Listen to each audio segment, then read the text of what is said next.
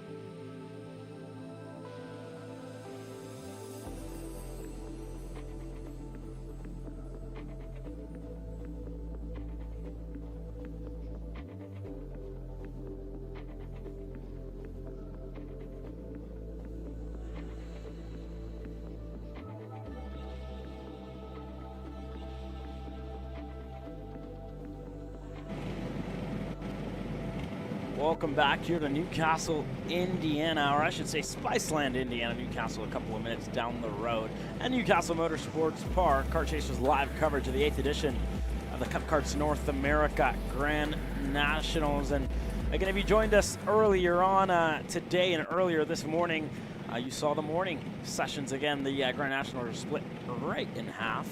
Some drivers going to race under the lights later on tonight, and we'll see a little bit of a different racing. Again, track has cooled off just a little bit as the sun continues to come down here just a bit. Temperature starts to drop here shortly. 76 degrees out here in Indiana, and we'll see how it all plays out. But the first couple of drivers working their way out onto the racetrack now, and if I believe this is your Sportsman class that works their way out onto the racetrack. And indeed, there, as always, my name here for Kart Chaser. I've been trackside all weekend long. Caleb Vieska, myself, and joining me here this weekend and in the booth, the voice of the E Series of Cup Karts North America, Tony the Toe Cirillo, and the legend, Dave Mack. The voice of CKNA. The voice of CKNA here as well. Good to have Dave back.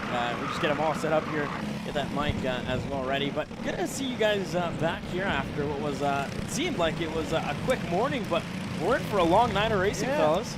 Yeah, we're only half done with the day. We're just starting the afternoon session. Yeah, and we do it all over again here. The warm-up session's out on the racetrack now, but I mean, seeing the racing already start to unfold, the new layout for us this year, a lot more drivers in the field this year. What are your guys' kind of thoughts been so far in the first day of racing action? Me personally, I'm surprised that what I thought was going to be dominating performances by some people did not come about. They finished way back. Yeah. Yeah, and I kind of agree with David. I mean, I picked a lot of favorites, or I mentioned a lot of favorites in talking to people prior to the race. And, you know, a lot of them haven't come, but there are a few. But also, I mean, it's not over yet, you know? It's not over yet. To see Mount Hewitt. Yeah, indeed. And Nathan Dupuis, yeah. And Nathan Dupuis. I mean, those are two people that I picked that said, hey, they're going to be up there. They're going to be defending their championship. They're going to want to be a Grand National champion. But it is not over yet. Yeah. Do you think we could see them come back up to the front? Yeah, I mean, for the likes of Nathan Dupuis and Isaac Malcolm, we've seen them have good drives throughout the year on the two-stroke side of things, especially on our platform. But again, these two drivers have a lot of pace, and anything can happen in 206 racing. That was one heat race of the weekend. We have two more heat races. Again, it's going to be in different conditions. There's been a lot of wrecks, a lot of, you know, side-by-side, you know, wheel-to-wheel racing all weekend long, and anything can happen.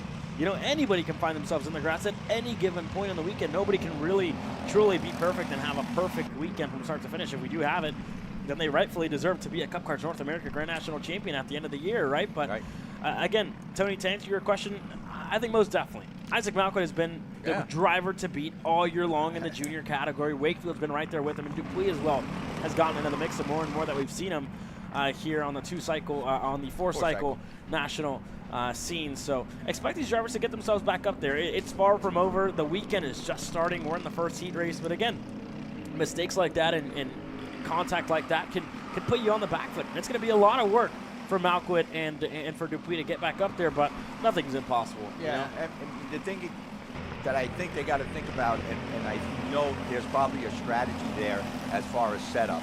You know, do they go up in gear because they know they have to pull? They have to pull in the beginning. They know they're not going to get to the front, so they're not going to worry about what's there, you know, how fast they can get down, you know, at the end of the straightaway. They're going to look to pull through traffic. So I mean, I'm not a crew chief or anything, but I'm saying I think that they're sitting back now saying, okay, what do we got to do besides, you know, drive good and stay out of trouble? But what else could we do to help our driver pull up through the pack? And that, to me, is a different setup than they would if they were in the top 5. Indeed. Yeah, everybody's going to have to, you know, throw a wrench at things. And again, this is the first kind of real test that they saw going side by side with some of the other quick drivers. Speaking of Christopher McKeithen as well, off the air, he was telling me, he was like, you know what? I didn't really defend in the I-70 hairpin on the last lap because I knew Colin Warren was geared a little higher than I was, and I knew I could get a good run down the straightaway. You can see that on TV as well. You don't have to be a scientist to kind of see it, or you don't have to be a mechanic or a crew chief to even be able to see things like that, because McKeithen was able to get a great run on the straightaway and pull away from Warren to be able to take the win of that race. So that was great from the medium drivers, and that was the first little taste of senior racing action that we saw.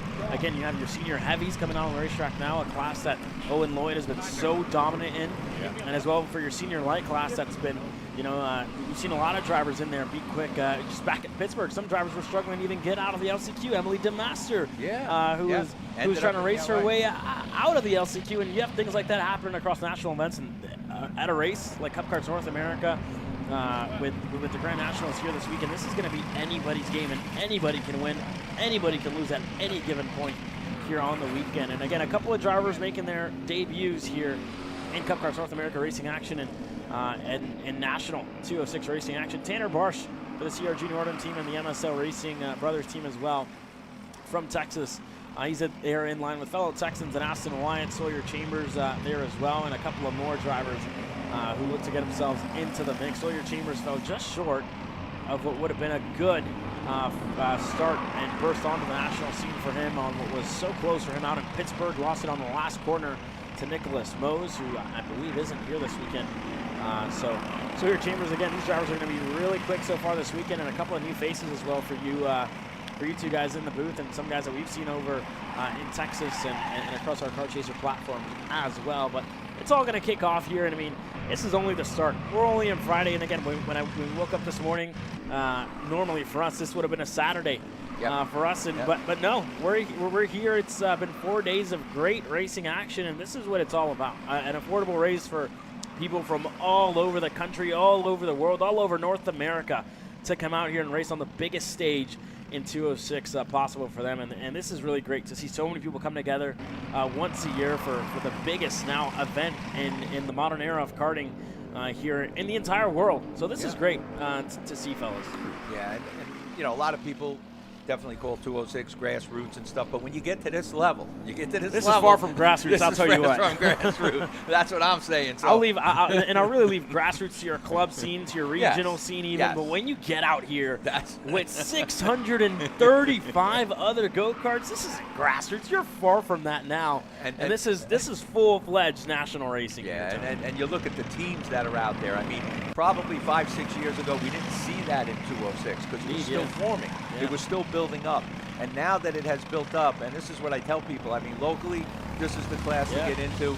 It's a class that, hey, you can ride it locally and stay locally and have fun at it. Indeed. But if you want to move up, there was no organization before CKNA that was offering that next level. Yeah, indeed. And so the challenge wasn't there anymore for karters, four-cycle karters. And then when CKNA came on the line, we saw it start to build because it gave the racers a place to say, hey, I want to move up. I want to see how good I am against other people than my own club. And now 600 drivers coming from all over. It really puts it to that level of a major race that if you can win here, you could probably win anywhere. And Tony, you were talking about teams that have kind of been out here, the level of teams. I mean, Marinelli Racing USA with Prodigy Motorsports here this weekend. That's a chassis that's kind of bursted onto the scene as well. A lot of other drivers as well have come this weekend to try and get themselves within a shot of a Grand National Championship. I mean, the CRG Northern team out of Texas, they're making their debut here this weekend in 206 National Racing. You've seen the Brandon Jarsacrack Racing team partner with Precision Performance Karting, and the Coyote team with Jim Lapari and John Seglum as well to bring that whole operation here together. The Burrell Art team, I know that there's the PSL factory contingent here this weekend as well. That team from Canada, I should say, has come down with Mark Steele, indeed. A lot of partnerships coming together for all this stuff to kind of come together. I mean, you have the MGM team out of North Carolina, obviously the Coyote team out of Florida, the VLR team as well. I'm not sure where they're out of. You guys will probably know a little better than me. I think it'd be Florida as well for the VLR team. Yes, I would think. Well, California probably, but I mean the locally it's out of Florida. Yeah, indeed. Yeah. So I mean, you get into my point here. This is great to see this many teams, this many faces that you see. Either for me, on the 2-cycle side of things, come over to the 4-cycle side and try and grow their brand, try and answer to their customers' request, which is to come out to the biggest 206 race in the world. And this is exactly why everybody's here, for a shot to become a Grand National Championship at the end of the Another team we see entered in on the Eastern, our Eastern race is the Saudi team. Yeah, the Saudi team, big Saudis, big, a lot of them, they're into it. And they're out of Florida as well.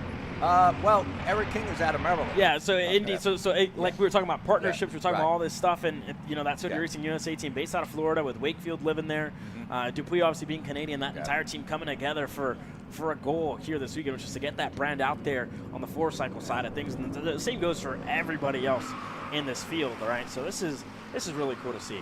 And then we're seeing some of the independents doing very well. I mean, they've been at it. Yeah, and this is one of the only events where you see, the singular pop-up tents, blue, red, pink, whatever you want. You're going to see a lot of those independent teams come out here and feel like they can have a shot to go out there and race against some of these guys, and they exactly have. I mean, we saw it in the senior medium class. Your Fast Lap qualifier, no team logos on that chassis. There was no stickers on there. So that was the coolest thing about it. The coolest thing to see in that class as well. But this has been a great event so far this weekend. It's been a great build-up as well to get to this point here this year. I mean, there was record numbers for the Spring Nationals in Charlotte, record numbers in Pittsburgh for the first ever Summer Nationals, and record numbers here this weekend as well. Really, record numbers here. Yeah, I mean, you guys shattered every single record in the record books with this race. So. What the all-time record in the past was a year ago with the Grands last year. Indeed, yeah. 519. We have approximately 635. That's more than a 20% you have increase. 6 more drivers in the entries that you had last year. Can you believe that, Dave Mack? 6 more individual drivers. Individual drivers. Okay. So last year you had, however many, you had about the 400, higher 400 mark of drivers. Sure. This year you have 525. Wow. So that's 100 more drivers and about 100 more entries, 115 more entries here this weekend as well. So, and I go to every CKNA race in the United States, Canada, everything. Oh, I know. I go to them all. And I see a lot of people. I know a lot of people. Yeah. I see a lot of people. I don't know who they are, but I recognize their faces. When I came through, Thursday, yesterday, or Wednesday or something, there's 100+ people. I have no idea who they are.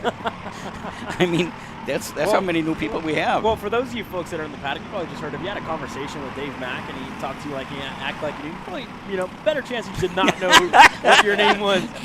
Don't tell my secrets, Caleb. I appreciate you all, but I just don't remember some of you. It's hard to. It's hard to. And one thing that me and Xander say week in, week out is that I'm really good with helmets, suits, karts, whatever you drive. But whenever the helmets come off and somebody goes to shake your hand and we're like, what's your first and last name, dude? What kind of helmet do you wear? Where's your helmet? Let me see your helmet to see who you know. And Caleb's absolutely correct, and I apologize to you people. Right. I really don't mean to offend you, but I really don't know what you look like outside of your suit.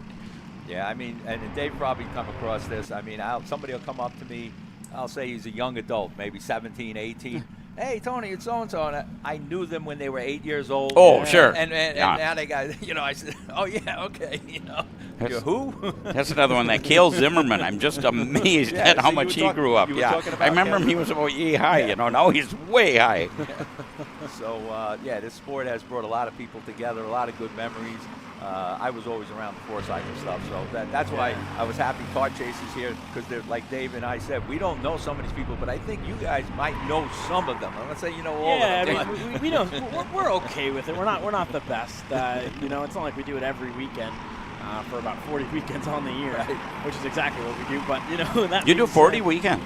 Just about. I think we did just under that this weekend. Yeah, this year I should say. And then again, more and more events want to come on board, which is great for us.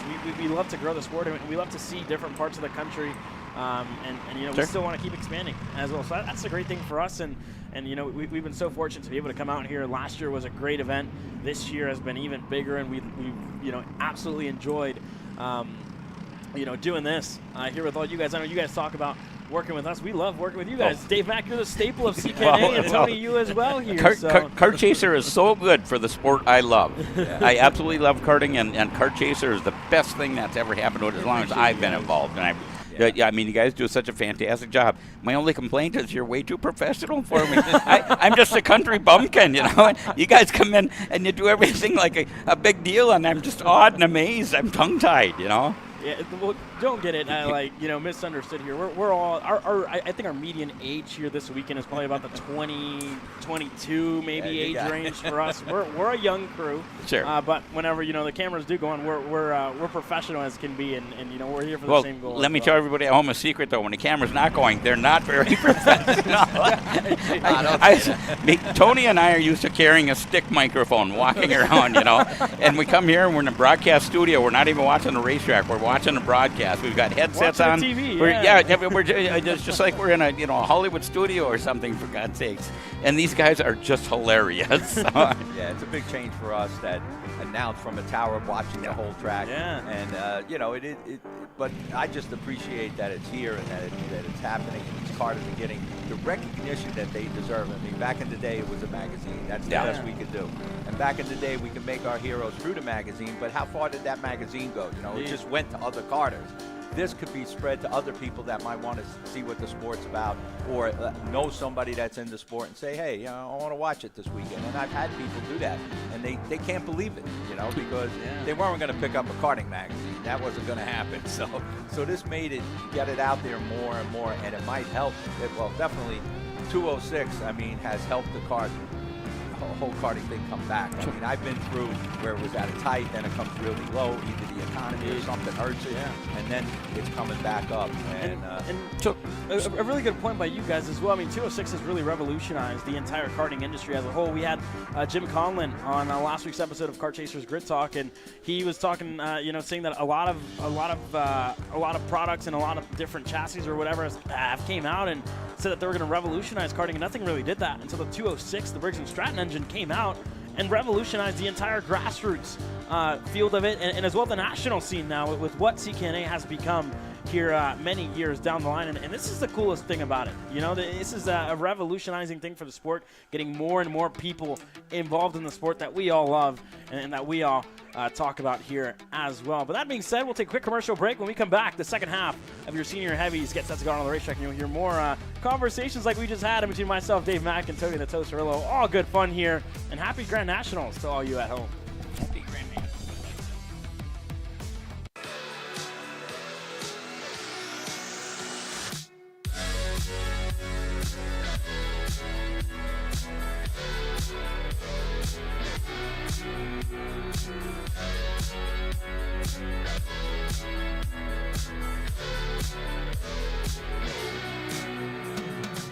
Are you ready to get behind the wheel?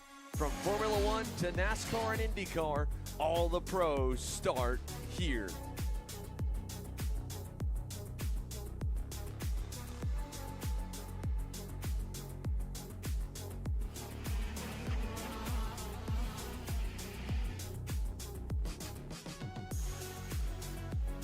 For more information, check us out online at mcckarting.com or call us and go racing today. This is Henry. Henry feels sad. Henry feels sad because it's time for his next big race and his go-kart is in bits. Henry doesn't know that Acceleration Kart Racing is the United States' #1 shop for all of your karting equipment needs. Henry also doesn't know that Acceleration Kart Racing can deliver anything from tires to race suits and even wheels directly to your front door or to the racetrack itself, quickly and efficiently, with tech support available 6 days a week. Poor Henry doesn't even know that Acceleration Kart Racing offers free shipping to mainland USA on selected product if you spend $200 or more. Do yourself a favor. Go to accelerationkarting.com and make sure that you are never left stuck on the pre-grid with Henry. Be smart and don't be like Henry.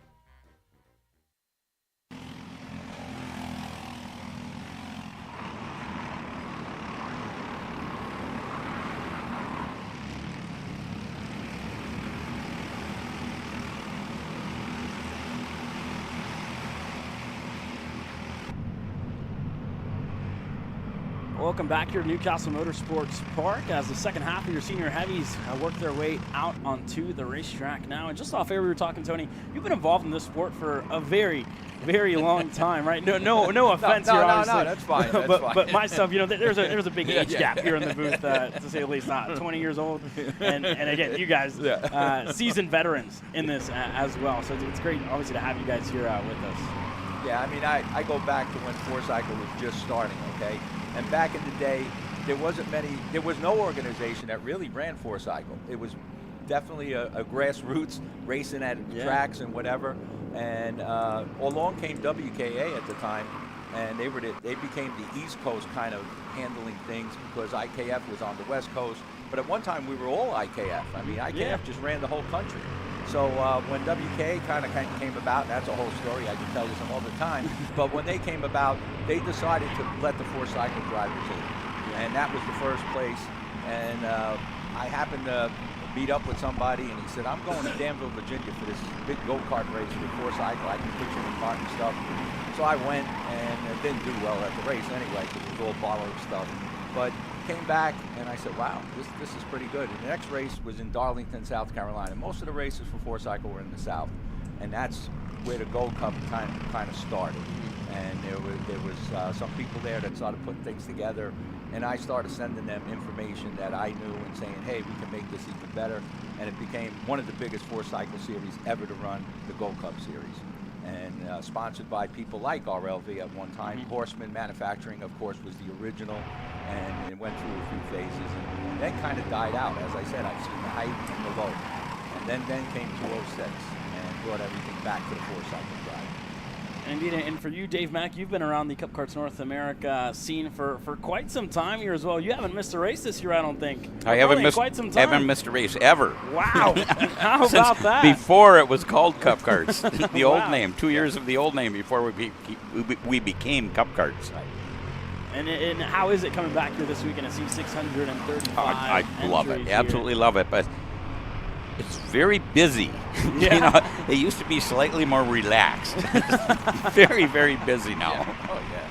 That's good. Business is good, you know. Yeah. And having this many drivers out here is also a great thing to see. And again, one of the other key points that we were talking about, you were talking, you know, it's been very busy, and to get from one tent to another, it seems like you're going to walk a mile down the paddock and to try and find either a driver to snag them for some pictures or whatnot. So I mean, it's great. It's great to see this place is packed. And again, I said this earlier this morning, but when we got here yesterday at around 6 p.m., it was still, you know, it was hard to find a place to even park with how packed it was, and even some drivers have already left early, and this place is still jam-packed with drivers for the afternoon sessions. And again, this is the first time we're going to see the lights turn on here at Castle Motorsports Park in quite some time, to have some night racing at a track that is kind of known for racing in the day. But this is going to be cool to see later on today. And just to clear something up, a few drivers have come up to me and said, hey, do we need a clear shield or an amber shield? I said, no, it is not a rule. And I said, some people kind of like the what do you call it, smoke shield or whatever you want, the black shield. Even at night, they just seem to work better with it. It's up to you. I said, if you never raced under the lights, I said, you're going to have to try to find out for yourself. Does the clear shield make things look too bright for you? Does the amber shield light up things also? Or do you go back to the smoke shield? So it is not a rule. You can run whatever shield you want. And I tell you what about that as well, Tony. A lot of drivers use that as almost an intimidation factor. Right. When you're going 58 miles an hour down the straightaway, you're looking side by side, and the guy next to you has a clear visor and you have a tinted visor, you can see right into the guy's soul. You know what I mean? With that clear visor. So it's just also you see a whether intimidation factor. he's getting nervous or Yeah, something. exactly. When those eyes open really wide, you're like, this guy's going to pull out of the corner and I'm going to be able to work my way through. That's right. So there's a purpose of wearing that dark shield. There's a purpose why people tint their windows on their car, right? So it's the same deal. That's exactly how to put it, right? But whenever the lights go on or you're driving down a highway with no lights, you look to your left, look to your right, you can't see anything out of the tinted windows, right? So we see, is that Doc Barron? That's Doc, right there. Barron, he's there. Dr. Todd Barron, originally from Minnesota, but he lives down in North Carolina now. Worked in the Mayo Clinic. Yeah, we're going to claim him back. I'm from Minnesota, that's right. Actually, in the East Series, we had a guy that played for the New York Mets. Wow, that's Racing insane. with us. Is that Josh Smoker? Yeah, Josh that's it. Smoker. That's Yeah, right. Josh Smoker. Indeed. And I think he's out here racing this weekend, if Is I'm not he? mistaken. He could be out here. I saw his dad, Mike Smoker, out here earlier on this weekend under the LSR tent. Okay. So we'll see. We'll see for all them. And I know they're debuting a new chassis this week in the Happy Kart as well. With Ryan Sporowski and a couple of others, a chassis that just got in production a couple of months ago and racing here at the CKNA Grand Nationals. Cool. Testing out some new equipment for a couple of drivers, so that'd be cool to see as well.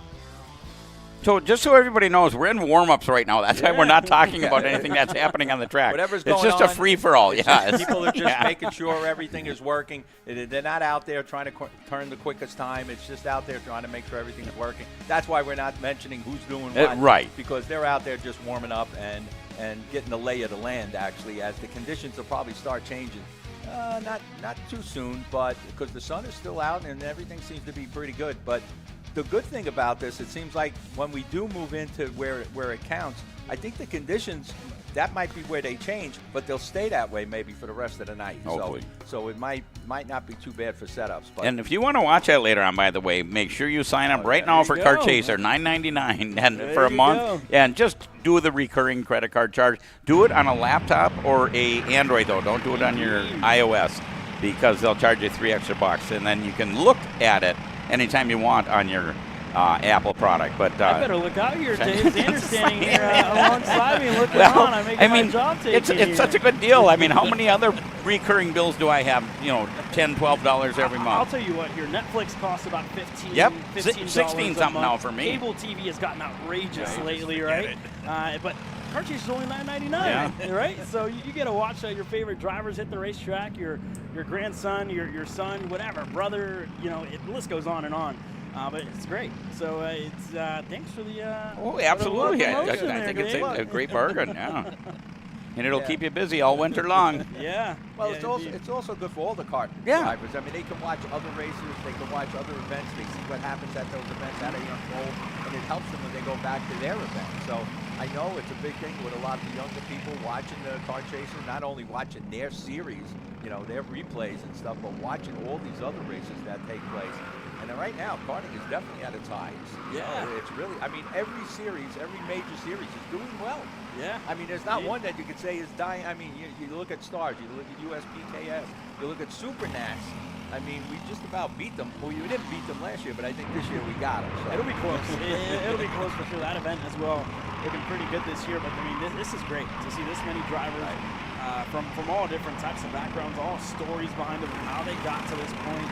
A lot of people putting together GoFundMes to make it to this race, and this is all due to either watching along at home or hearing from friends and whatnot. Seeing seeing all this action going, you're like, I want to be there next year. I want to be a part of this race and this event that has grown year after year and brought more and more people from all different types of backgrounds and all different types of places as well to get to the biggest stage.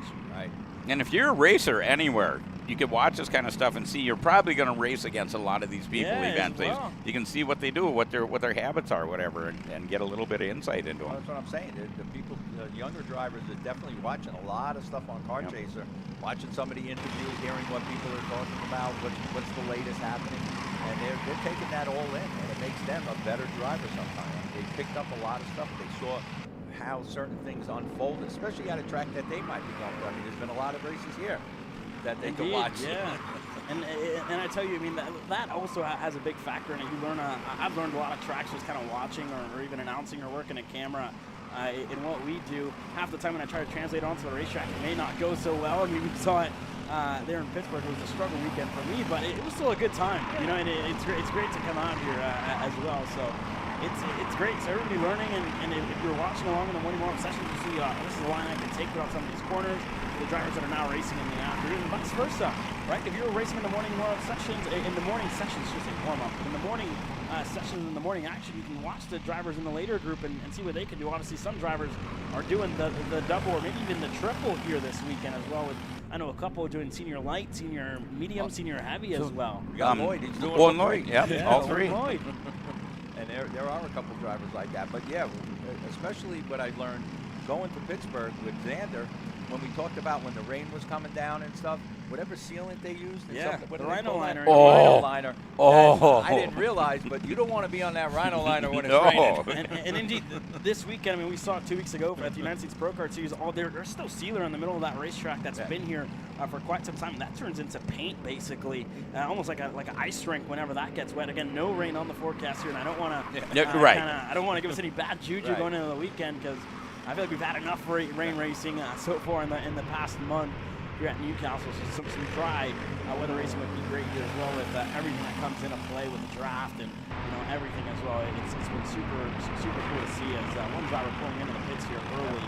Again, just testing out what you got, seeing how you don't want to wear it out to the likes of Doc Barron here and Bolton right behind him there as well. So. This is just a little bit of a warm-up to kind of knock those gremlins out of the go-kart, knock those gremlins out of you. You've been sitting for quite some time. Yesterday was the last time you hit the racetrack, depending on where you were in the order. it's been almost 24 hours from some of these drivers that they're finally getting back into the go-kart group today. And everybody that was out on the track this morning doing their heat lap or their heat race and whatever, they're done for the day. They don't come back out till tomorrow. Yeah, indeed, some of them, and they're going to come back until later on tomorrow. Their first session's going to be in the afternoon. Right, the flip-flop. It's all going to flip-flop tomorrow to give everybody a chance to race under the lights here this weekend, and I think that's the coolest factor, of the weekend, to give everybody a chance to race under the lights here at Newcastle. It's going to be great. I cannot wait until this place gets illuminated with all those lights that are kind of standing by until the sun goes down. Checkered flag in the air here for your legends, presented by Race Suit Valet. Yeah, very nice. Very nice service, Race Suit Valet. Yeah, that's another one. I don't think he's here this weekend, but if you consider having him, well, the times are a little bit difficult, and he had to quit going to races, but he's still doing the business. Okay. So he called me up, I don't know, a few weeks ago and said, but yeah, if you consider using him, everybody that I've ever talked to is so happy with the services. And it was great when he came to the track. Yeah, he'll take your suit at the end of the day, your suit, your helmet, any kind of clothing, you wear it all. Be squeaky clean the next morning, I bet. And dry. And I know they take helmets as well. The anything. head sock, your socks undergarments, anything, And he'll clean it, and he said the water that comes out of there is just filthy. We have a couple of drivers doing the double. Reagan Seville for the Trackside Karting Services GFC team, getting set to head back out onto the racetrack in the afternoon session. And again, some drivers are going to get a little bit of both. Race under the lights 2 times here this weekend. Seville, one of those. So the drivers, we were talking about the drivers that are done for today, and then they come back not until tomorrow afternoon or late, early evening. But there are drivers that are running everything, and they don't get a break. They're here now racing again. They're going to be here tomorrow morning, even if it's flip-flops. They are racing this whole weekend. Yeah. So, again, you see the enthusiasm of these drivers that want to do that. Oh. I mean, it's, to me, Owen it's hard. Lloyd. Owen Lloyd. I can't imagine how many laps he's never going to gets turn a this rest. weekend. He never gets a rest, but if you're racing 2 classes, you're not getting a rest either. Right. You're not getting a rest. And again, it also gives mechanics a little bit of a rest, with some drivers using only 2 chassis for 3 classes, so it gives you time to kind of move weight over from either the medium chassis to add a little bit more weight if you want to run heavy, or to take weight off the go-kart if you want to run light. And again, being medium in the morning, light at the end of the day for Seville, who either he's running 2 or 1 chassis this weekend, it gives him time to kind of switch back and forth with whatever he wants to do. Cameron Reed, another driver, is doing double, medium, and light here this weekend.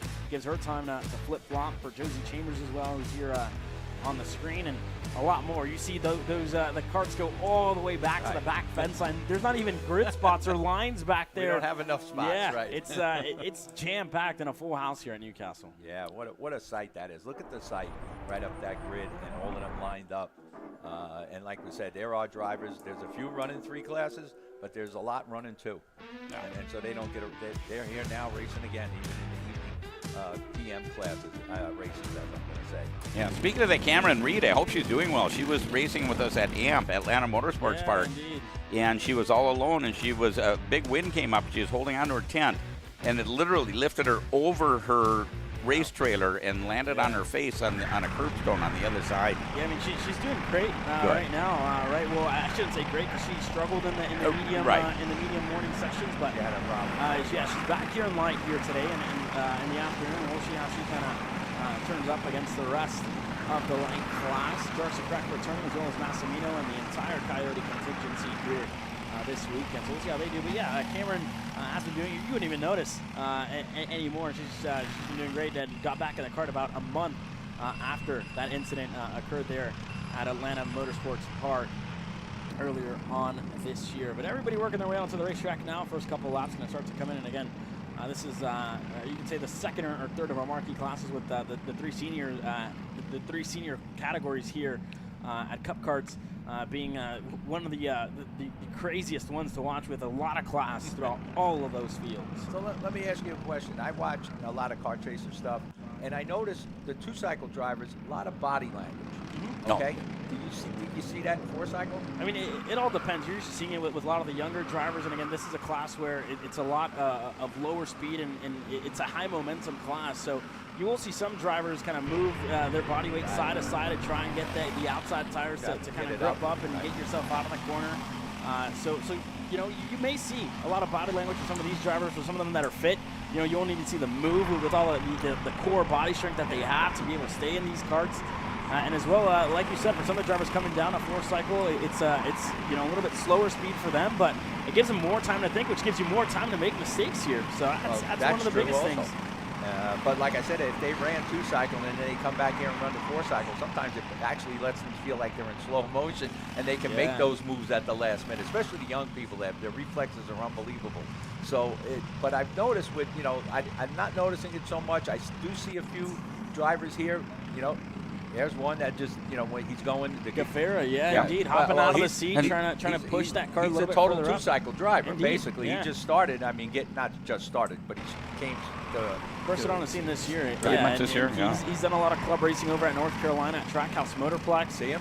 So he's had a lot of experience. You know, we talk about the tucking as well, the bricks tuck. The bricks a lot of tuck. drivers kind of scooting down on the seat. Mark Steele. Watch Mark Steele Sunday. Mark Steele do that as it's starting to get a little hairy here. A little crazy there. Yeah. This is, hey, come on, guys. This is warm-ups. Yeah, still very early to kind of be racing here in the warm-up sessions. But again, you don't want to give your competitors any sort of upper hand. Gafera finally able to get through, but this is, I mean, honestly, our cameras never do these go-karts justice at any race that we go, at any speed that we race at, because if you stand by on the fence line and you see the speed that these karts go through, almost 60 miles an hour down the straightaway, and they carry that speed through turn 1, 2, 3, and 4, that basically flat out here, it's just crazy to see. And again, our cameras do not do it justice on how fast all this stuff moves. Yeah, I mean, I want to point out to the people at home, you might think it looks easy because you're watching some of the best in the business here, and they can make it look easy. But try getting in a talk to Kyle Lawson, right? At the last race. Xander talking to him. I mean, he didn't come out and say, "Hey, this was pretty easy to do." He actually said it was hard. So they make it look easy, but it's not. And Gafara doing a lot of body language out there, jumping up and down out of the seat, leaning constantly. Watch him. He's pulling that whole 2-cycle thing. Look at him.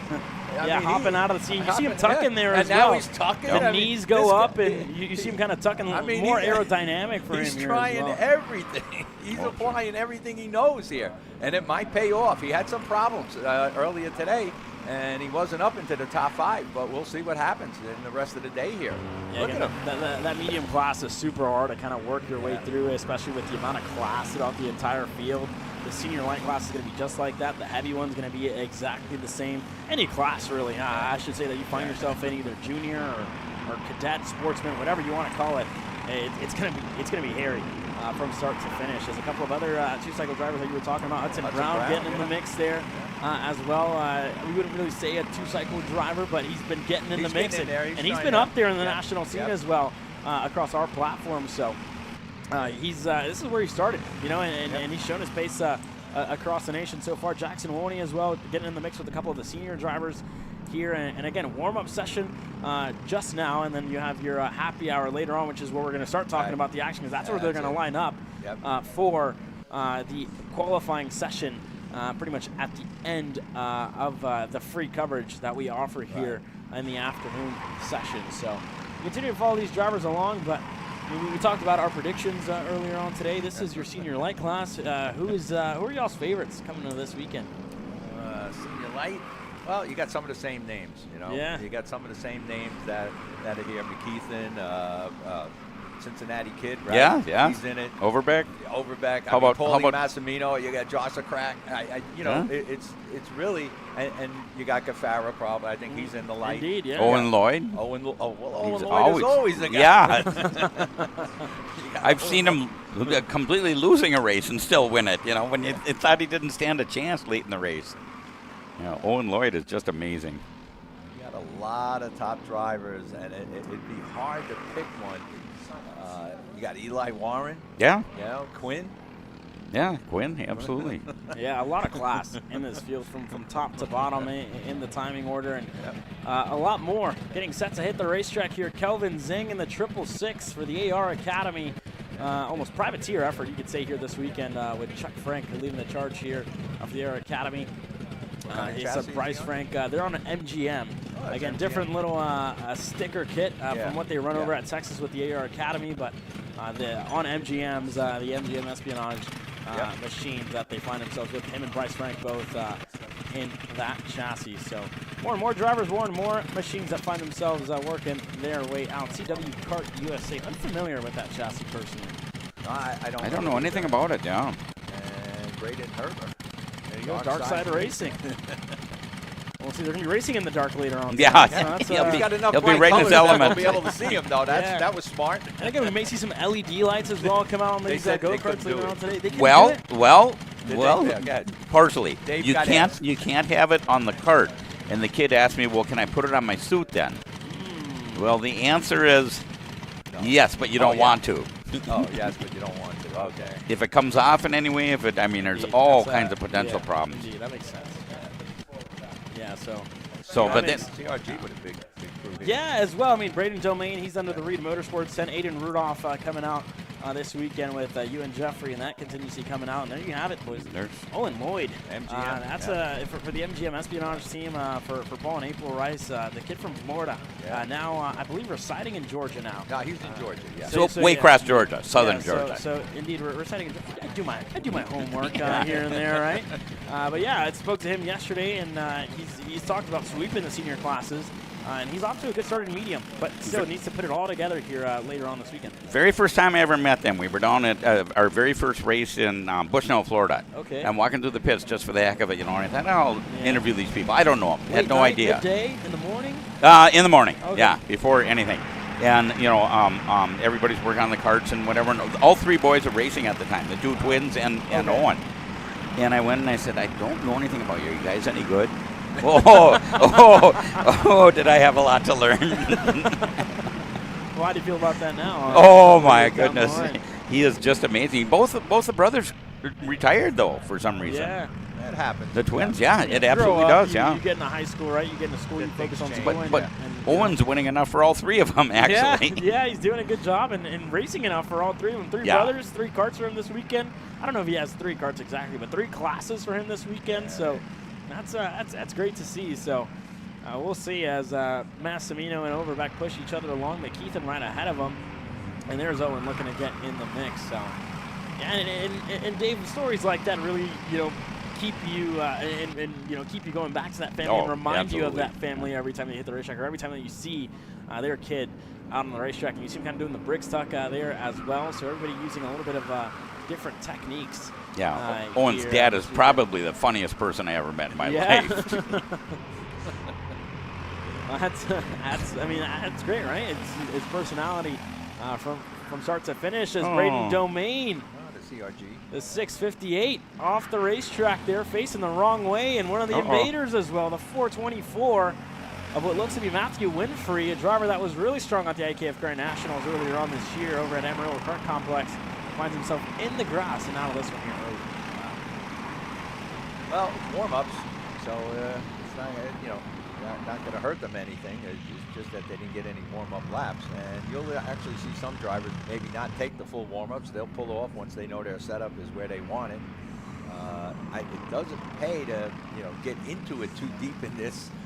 You don't want to get messed up and not even make the features. So, like again, this is just supposed to be the warm-up, check your cart, make sure everything's, what your setup is. And if you made any changes, is it working, or do you have to go back? And that's the problem sometimes with some of these drivers, and the good drivers, maybe why some of them were off, is you make a change thinking you're going to go better, and you keep chasing that change when you could have went back to your original setup and probably were okay. But you're trying to pick up that extra tenth or whatever you need. Yeah, indeed, and I mean, you said it best, right? This doesn't really mean much as far as kind of standings and populations go, but that's exactly how you kind of want to end up, and you want to start off on a good note, right? Confidence is a big thing when you talk about racing. Keeping your confidence high all weekend long and with good pace all weekend is also super important, as well testing the waters with a couple of your competitors as well, with other manufacturers, see how they're doing, like the lead man for the MGM camp here this weekend, Owen Lloyd, testing out the 3 Coyote machines that have been really quick all weekend long, and as well for a couple of other smaller team privateer efforts like Kelvin Zing and Aiden Rudolph are kind of getting the mix there with a couple of the top guns so far today. Yeah, I mean, with 206 racing, the setup is so important, and how you set it up, and where do you want the cart to come in. it just means so much that could, you know, make or break you. All right, but the fast people will be fast. You know, maybe they'll make a wrong decision with a little bit of the setup. It'll set them back a few positions, but it won't set them way back at the back.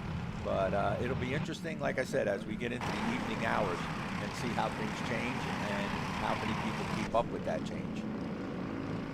Yeah, it's going to be hard, right? Being ahead of the 8 ball is key. One of the key factors when you get to any national event, and at this one even more so, because if you go backwards and 20 other people that were behind you in the session prior are going to catapult themselves ahead of you in the next one. So it's just being ahead of the 8 ball, keeping the mechanics on their toes, keeping, you know, the team, the driver, and you know, really feeling what the kart's doing and how to improve, how to go even quicker. And it's kind of crazy, you know, when you see Massimino go to the top, and there's still more in there for him. Overbeck, you know, he's going to want to find more. For Overbeck as well, they're going to want to go better. They're going to want to go faster the next time they hit the racetrack. Yeah, they're also checking out how they can keep each other going there. Yeah. And how far they can push and stuff, and setting that stuff up. I mean, they are teammates, so they're going to do what they have to do. And they're figuring all of that out. So the two Coyotes up front definitely working together. This is only a warm-up, but that's what they're testing. They're also making sure they can work together. Oh, wow.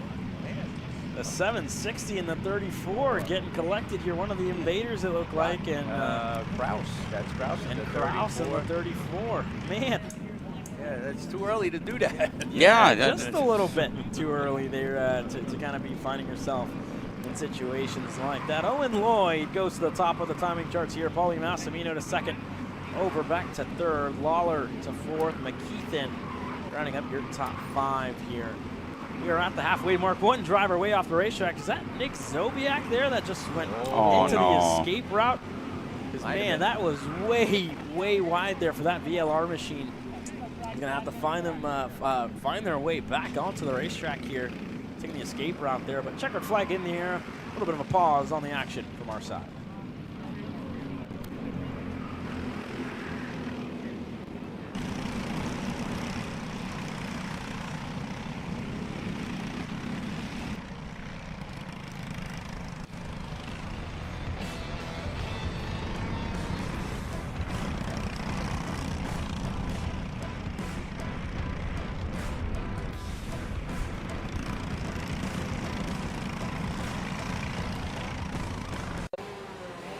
Brandon, why are there all these charges stop. for just over $200?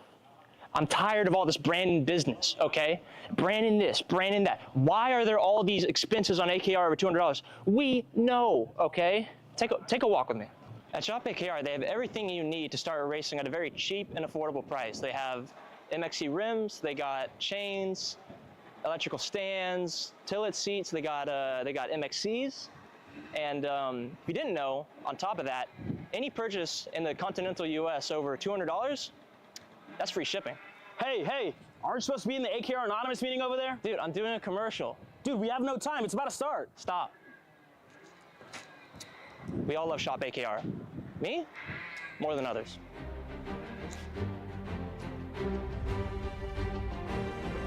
What do I get at Shop AKR?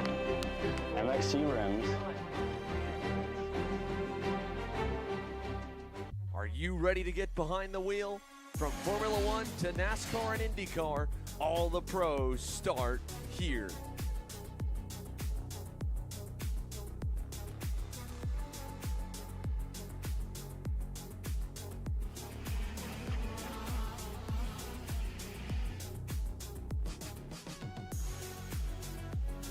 For more information, check us out online at mcckarting.com or call us and go racing today.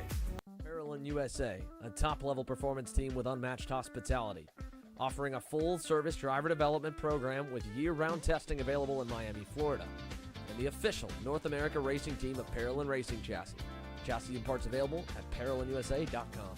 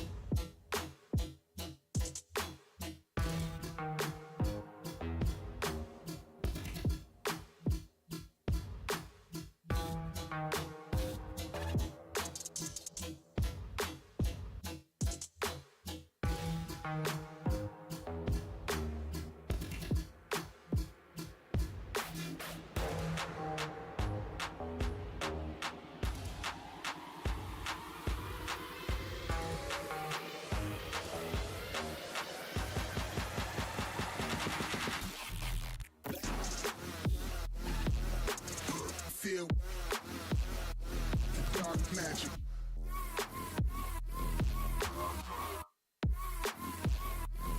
And I won't stop. Feel the dark magic.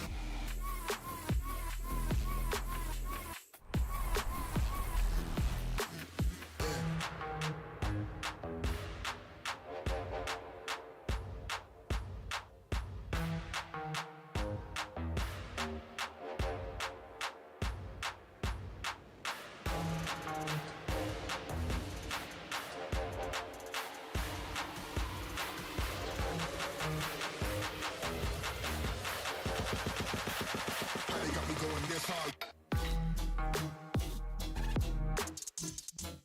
Feel the dark magic.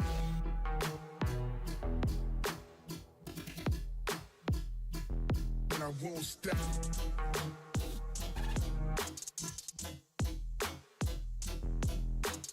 Yeah.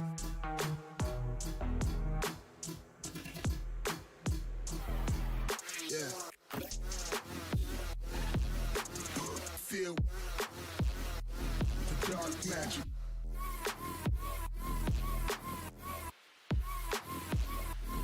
And I won't stop. Feel the dark magic.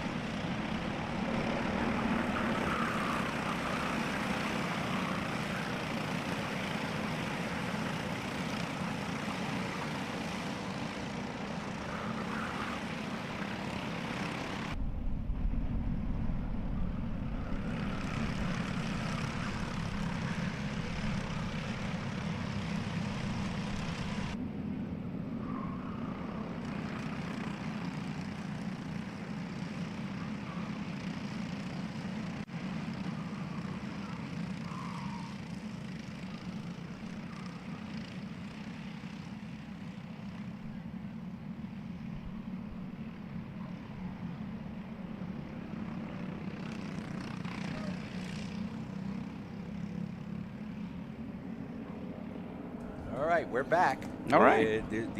This is happy hour, as it's called. And the drivers out there are really not racing against each other. They're just trying to get a good time, so to give them a good starting position for the RLV time trials, which will come up right after this. So these drivers are out there trying to, like I said, get a good lap time and they'll draft, they'll bump, they'll do whatever they have to do because this just gives them their starting position to go out from the grid. And yeah, we got a driver out already, but he's already got his time registered, so not a problem. And this will give them their starting place on the grid for the RLV time trials, which will follow. Now, this was the Sportsman class.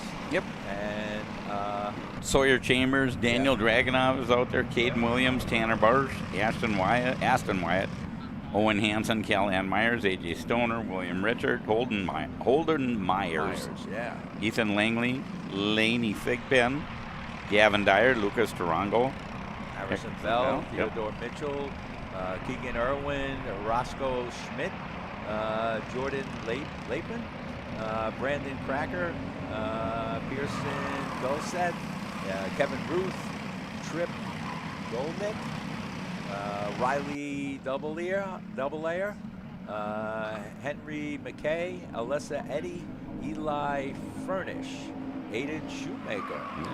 Aiden, right? Samuel Weira, Maxwell Padilla. We're getting some times on him. They're starting to come around. Yeah, starting to come around. So Holden Meyer right now, your fast driver out there. Like I said, the times are kind of important somewhat that it gives them their grid position. It gives them their grid position and what group they're going to go out with. Do we have two groups of sportsmen? Yes, we do. So half and half. It puts them in what group they're going to go out with. And right now, Holden Myers with a fast time. Aston Wyatt right up there. AJ Stoner, Gage Grant, Braylon Underwood. So some of your fast drivers coming up here. Sawyer Chambers, Keegan Irwin, Daniel Dragunov, Caden Williams, Gavin Dwyer. So that's how they're stacking up. But remember, this is just their grid position. Their grid position when they go out for their RLV time trials. We call this the happy hour. I don't know why it's called the happy hour. I don't know either. I mean, are they serving drinks down there or what? I don't know. Yeah. It's going to be a long night here for Tony and I.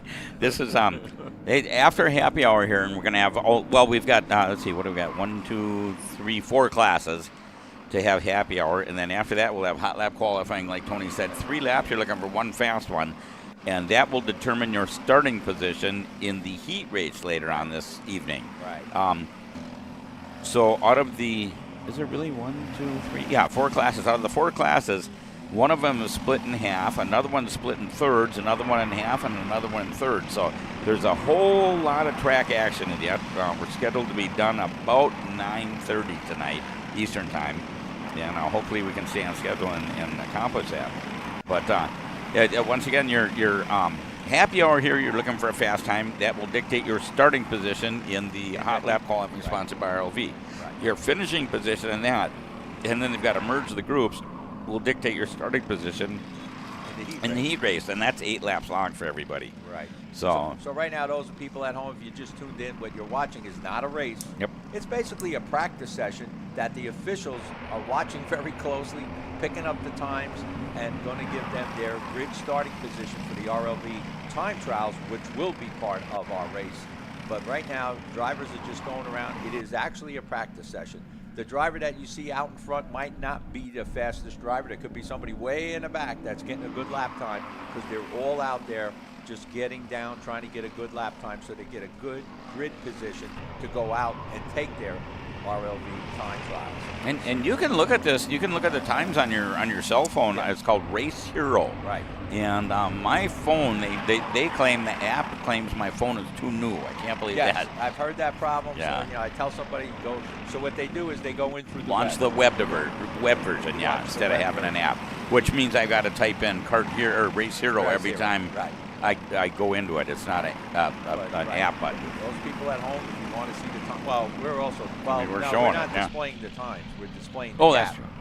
So, but if you wanted to see the times of these actual drivers, and when you hear Dave and I say this guy went purple, that means that was the fastest lap turn, the fastest lap of the race right then, and they turned purple. And if you look at Race Hero, you'll see that time goes in a purple box. And So and that's anybody how- who's been around racing a long time just automatically knows that. Yeah. And somebody came up to me at the end of the day once and asked me, "What do you mean when you say they turn purple?" And I realized not everybody knows that. Everybody so, knows yeah. that. And another abbreviation that we started, instead of saying he's in position 1, position 2, we say P1, P1, P2. yeah, yeah. And people, Because we're lazy. We don't. Yeah, right. What are you talking about? What's this P? Yeah. You know, it's position. So a few of our slangs or our shortcuts to racing here, but purple, definitely fast lap, and P1, P2, that's the position they're in. Whether it's first position, second position, but we'll shorten it to P1, P2, Sure. and so on. So that is racing, and that's what a lot of us are talking about up here. And once again, we've got approximately 635 entries here, 635 different karts entered in the races this weekend in a total of 9 classes. So it's going to be very, very busy. Not everybody's going to make the main event, to the point that last year, and I hope we do again this year, but last year we actually had stickers that said, "I made the main event," and the people were so proud and put them on their cart and whatever. So, oh yeah, if you make the main event here, you're definitely one of the top racers in North America. And a little bit, I feel bad about this. We have no sponsor for the Sportsman class, Dave. so everybody out there, Anybody out there, keep in mind, yeah. every class has got a sponsor. And sorry, no support for the Sportsman class. But Tony not and sure I'll what make you happens. famous. Yeah, that's right. We'll make you famous. You'll hear your name. We'll see. But there was no sponsor for the Sportsman class. So tough break for the Sportsmen, but it does not change anything. But we're happy to, and we'd like to thank our sponsors. I mean, they've just made this series, the CKNA series, what it is today. And Greg, Jasperson, the person that owns CKNA, definitely takes that sponsorship money and tries to put it back to the karters. He does put it back to the karters by giving away a lot of gifts. You don't have to win to go home with something big, let me tell you. And the prizes that were given out for the people that won their division and stuff were really a nice job by Greg and his crew that prepared them. So a lot of people went going home with a lot of nice hardware. Yeah, you can go to the Cup Karts webpage and look and see some of the stuff that was given away, and you'll just be shocked and surprised. Yeah, Greg is very, very generous with giving back to the karters. Yeah. All right, so that finishes up Sportsman Happy Hour. We got Senior Heavy next, right? Senior Heavy Group A. So that's split in 2 groups. Senior Heavy Group A. And Senior Heavy is sponsored by Coyote Racing Chassis. There we go, Jim Lipari. Jim Yeah. Lipari, and we have a lot of Coyotes here. You'll see them on the track. And once again, what we've been saying this whole weekend is that if you're new to the sport, always thank our sponsors. And if you're interested in what's going on, a lot of these sponsors, I think Greg mentioned, out of all the sponsors we have, 32 of them are here or That's something. insane. It's insane that they're actually present. So if you got a question about their product or whatever, I mean, this is the place to be.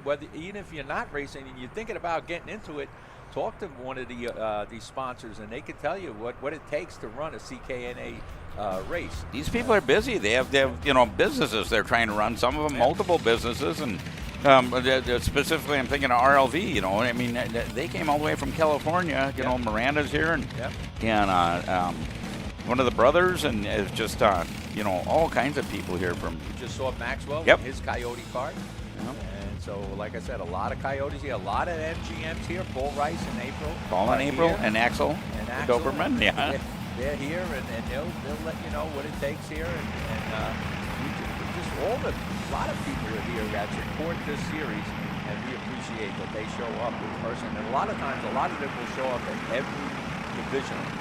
Yeah. It's amazing how there'll be a lot of the sponsors actually showing up at a divisional race.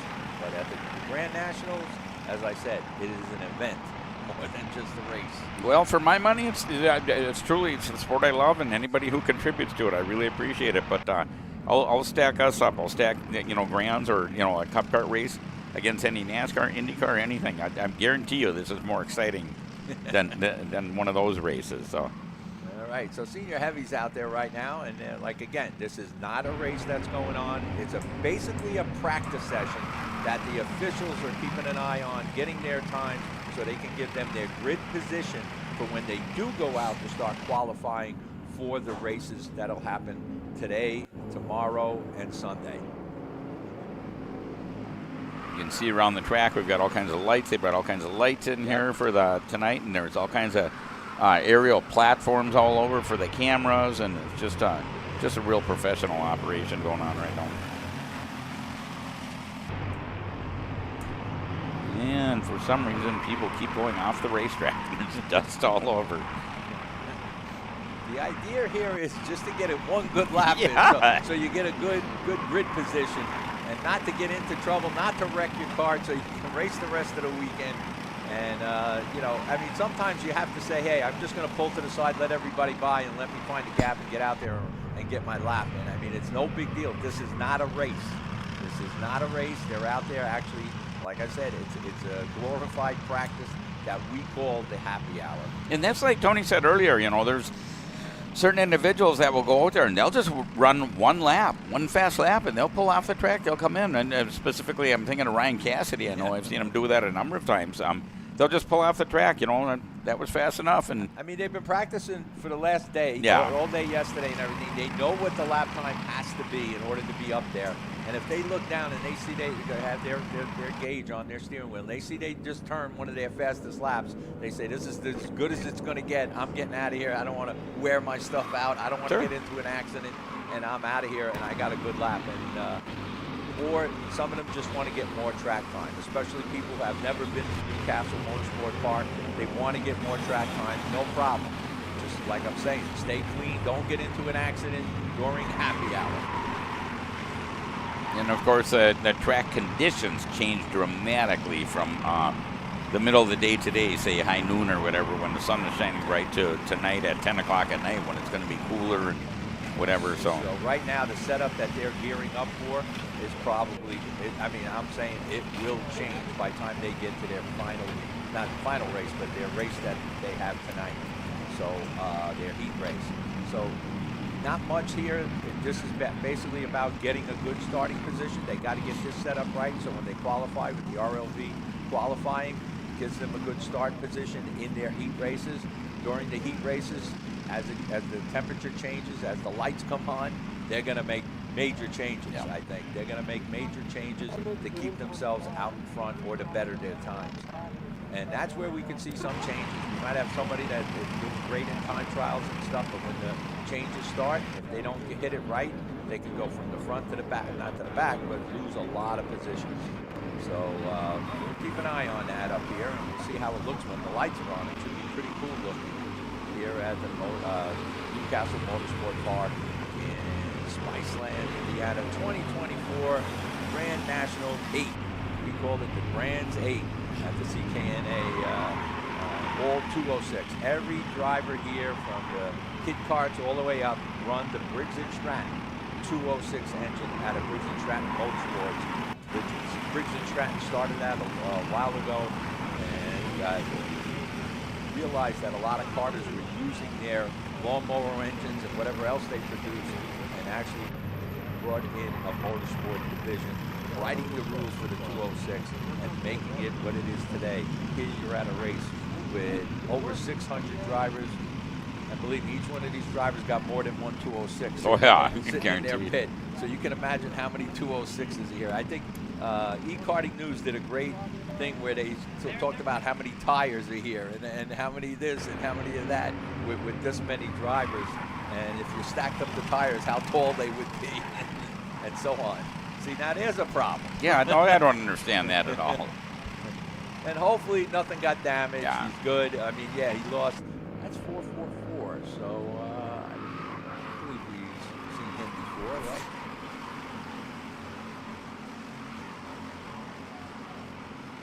Yeah, that's Dalton Watson. Oh. Dalton Watson. Tough break. I mean, Dalton's- but it's not going to, that's, hopefully he had a good lap time already, and it doesn't matter. Yeah. But still, you don't want to get into any problems here. And you know, the schedule, in case you're a little bit confused what's going on, is all leads up to Sunday. It's the big race day, but we had warm-ups today. First, we had a morning crew and a nighttime crew, and we're just starting the nighttime crew, the afternoon nighttime crew. But we had warm-ups originally, then a happy hour, which we're in right now for the nighttime crew, After this, we'll have hot lap qualifying sponsored by RLV, and then one heat race today. Then tomorrow, the very same people, each class will have their morning warm-ups. Heat race number 2, which is also 8 laps long. Then we're going to have the Briggs out of the box break-in, which is the people who entered get issued at random a brand new Briggs motor, and they've got 20 minutes to put it on the cart, get it working perfectly, and go out and race. So that's going to be very entertaining. And after that, we're going to have heat race number 3. And after that, burgers, brats, and beers, and Saturday night feature races. So the Out of the Box Challenge and the Cup Karts North America Senior Showdown. So all kinds of entertainment, all leading up to Sunday when we finally have the LCQ warm-ups, the LCQ Last Chance Qualifier, 10 laps long, the grand final warm-ups, and then finally the features, 15 laps long for everybody. So we got happy hour for. Are we done with stock? Senior heavy, I meant. Senior heavy. No, we got one more going out. Yep, the other half. The other half going out, but right now, good to see the number 6 of Brady Atwood turning a real good time, giving him probably a pretty good starting position. Eli Fox up there. Mark Steele, he wasn't up there, but he got some good last laps in. There we go. Yep. Owen Lloyd, definitely up there. Sean Meyer. Listen, look at these names. Adam Maxwell. Adam Maxwell, AMAX himself, yeah. Wicked Dick Sobiak, yeah. Eric Fagan. 7th fast. Eric Fagan, only 8th fast. Brace Downs, wow. I mean, everybody can't be first, but wow, that's kind of surprising looking at some of that stuff. Yeah, yep. So we'll see what happens. We got another group to go out, though. Yep, the other half, yeah. The other half. There's Doc Barron Yep. talking. This is Mach 1 chassis. Yeah, do you believe that's made in Germany? Yes, you are correct. So we got a lot of different chassis represented here. Of course, the big Americans, Coyote, MGM, definitely dominate the American market as far as four-cycle. There's a lot of MGMs, a lot of Coyotes here, and we have both owners of those that manufacturer here on site.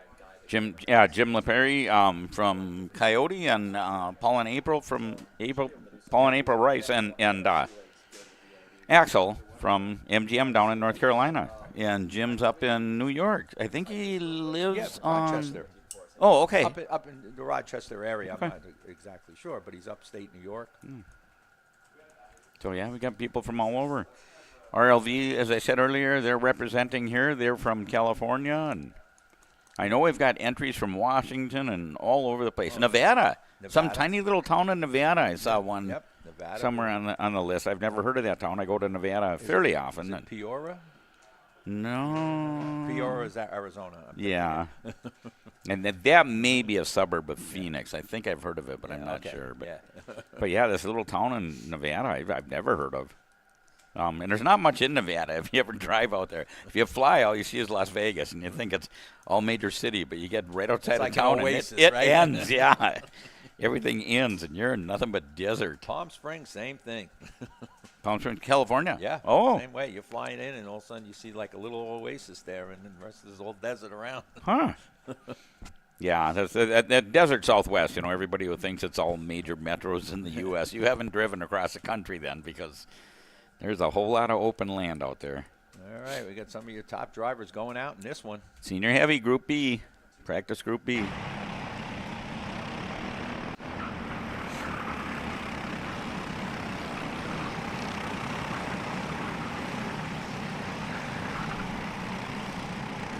Oh, David Cole is out there, number 4. He's from e-Karting News. Yep. Nicholas Kiefer was the Mach 1 chassis we saw that Doc was talking to. Okay. Oh, Chris Carroll, number 12. Coyote. Yeah. Ryan Sprowski, yeah. Bryce Frank is out there. Stasi, Bolton, Huntington Bolton. Yep, Hunter, yeah. David Cole, like you said. Liam Keeper, Kerper.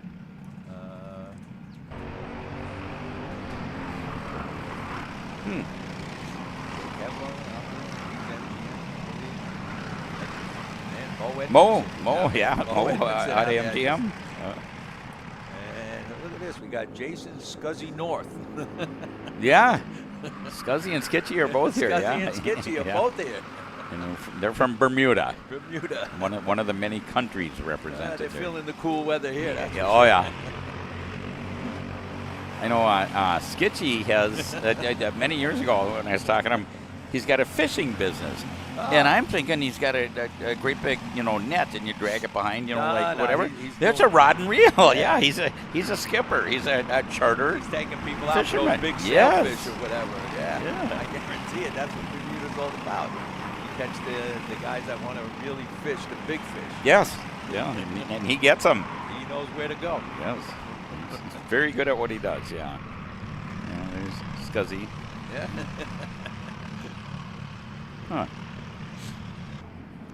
All right, so remember, they're not racing out there. Yeah. Even though it looks like Yep. it in some cases. They're not racing out there. This is really like what we call a happy hour. It's a practice session that the officials are looking for their times so that they can give them a starting position on the grid for when they go out for their ROV time trials. Somebody just came off the grid out onto the racetrack. I'm thinking they're a little bit late, but okay. No problem. Whatever, yeah. No problem. There's no pressure. As long as they get a lap time down. This facility, of course, Newcastle, if you've never been here, I highly recommend you come out here, watch a race, come out, hold a race of some type.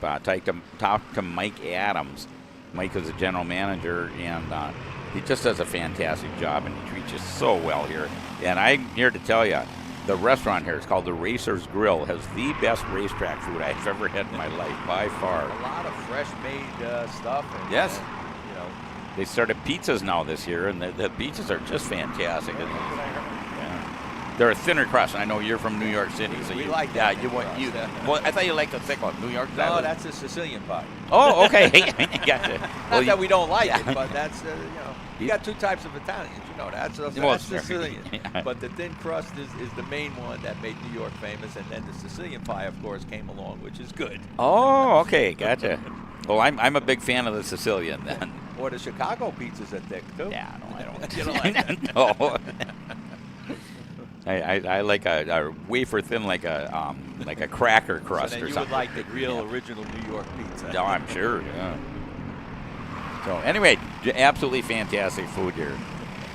So right now we're seeing A.J. Roderick. I believe he went over to Coyote, and he's driving a Coyote, and he's turning a good time out there. Chris Carroll, of course, like I said, call him Kid Coyote, but he's no kid anymore. But he's up there. Mason Rick up there. Randall Potter up there. Caleb Case up there. Bryce Frank up there. Man, we got some. Jake Hevlo getting up there now. Brennan Hanville. And Mo Edmondson up in the top 10. William Lessig in the top 10. So we got some drivers getting some good lap times down. And that Chris Carroll you mentioned, he is the defending champion. He Yes, won this last year. He is the defending Yeah. Grand National champion. He was very emotional about it. I mean, it really meant the world to him. So, and Chris had a really tough year last year. Yep. So it was very nice to see him do See well. him come back at that race. I know he did it, like you said, he had a tough year last year. Always something seemed to happen, Yep. and he never, made it was rough getting to the front. But here he did come to the front and win the championship, win the Grand National Championship. Yeah, which is, I mean, you get to brag about that for a long time. Well, a year and a week, you got to brag about it, actually. And people like Chris Carroll that were racing four-cycle back in the original four-cycle racing, back when we used the Briggs and Stratton Flathead, there was a gap. There was no racing going on for four-cycle. So to come back and get into a big race like this, it means so much to these drivers that there was actually some place they can go to again to race and show how good they are with the four-cycle driving and engines. Yeah, Chris from South Carolina. Originally from up there with Coyote, New York. That's I did why not know that. He was Okay. Kid Coyote. He worked for Coyote. Oh, okay. That makes a lot of sense now then. He was, as a kid working in Coyote Okay. and then driving for them. But I mean, he actually worked in the factory. A lot of history. Yeah. A lot of karters. Traditionally, you're good for about 3 years in the sport of karting, and if you stay any longer, you're pretty much hooked for life. Yeah, that's what happens. You're going to be Right. in it forever. Right. You really There's get been it. a lot of people that passed through that did good. They were famous, but then they just kind of faded away. And then there's the people, you know, you look at some of our Legends drivers and our Masters drivers that never left. Or they came back to something. They were out for a while and they came back. Well, that's another good point. How many times do we see a kid growing up and mom and dad are wonderful and, you know, bring them to the races and you know, buy them good equipment, whatever, and they go until they're about 18 years old. Then they get into cars or girls. Or yeah, cars and girls both, yeah. Oh, boy. And, you know, whatever. and then we lose them for about 10 years, and a lot of times we come back, yeah. And they come back, yeah. So, and we're very fortunate to have so many good racetracks around the country. Checker flag is out. So Bryce Frank turning a good time. Randall Potter, another good time. A.J. Roderick, he was up there right from the beginning and doing a great job. Chris Carroll's going to be up into the top. Well, you know, we got the 2 split classes here. But I'm saying good job in the top 5. Mason Rick. Mo up to 3rd. Yeah, Junior Downs up there. Lessig in there. Hanville. So, we'll see what happens here. Kyle Lomar here, 21st, number 726. They just bought Concept Haulers racetrack, Motor Speedway, or Concept Haulers. I think Motor Speedway. Anyway, I was there Concept once Haulers for a CKNA race at Concept Haulers, probably 4 or 5 years ago. Whenever they were there. We've been there many times, So. And we finally realized we always stayed about 30 miles away, you know, at a hotel, and we just had to race like all get out in the morning to get. And we found out there's I think a Holiday Inn park, amusement park or theme park or, you know, whatever. And it's got golf courses and all kinds of stuff. Anyway, it's right next door, right outside the driveway, and go in there. And we thought, and you know, you get like a 2 or 3 bedroom condo. So we, you know, we get a bunch of people together, and it was way cheaper than motels. And we thought, and it's right there. And it's right there, yeah. All right, who do we got going out next? Yes, looks like it's going to be probably the Legends. So, Mr. Cassidy, and we're going to have a bunch of people out there. What do we got sitting in front? 655. I'm not sure who that is. Who's going out? It looks like Todd Tim Davis. Shunt. That's Tim Shunt that I was talking about. He helped definitely a lot of people into the sport. I mean, he still is a tuner for the sport.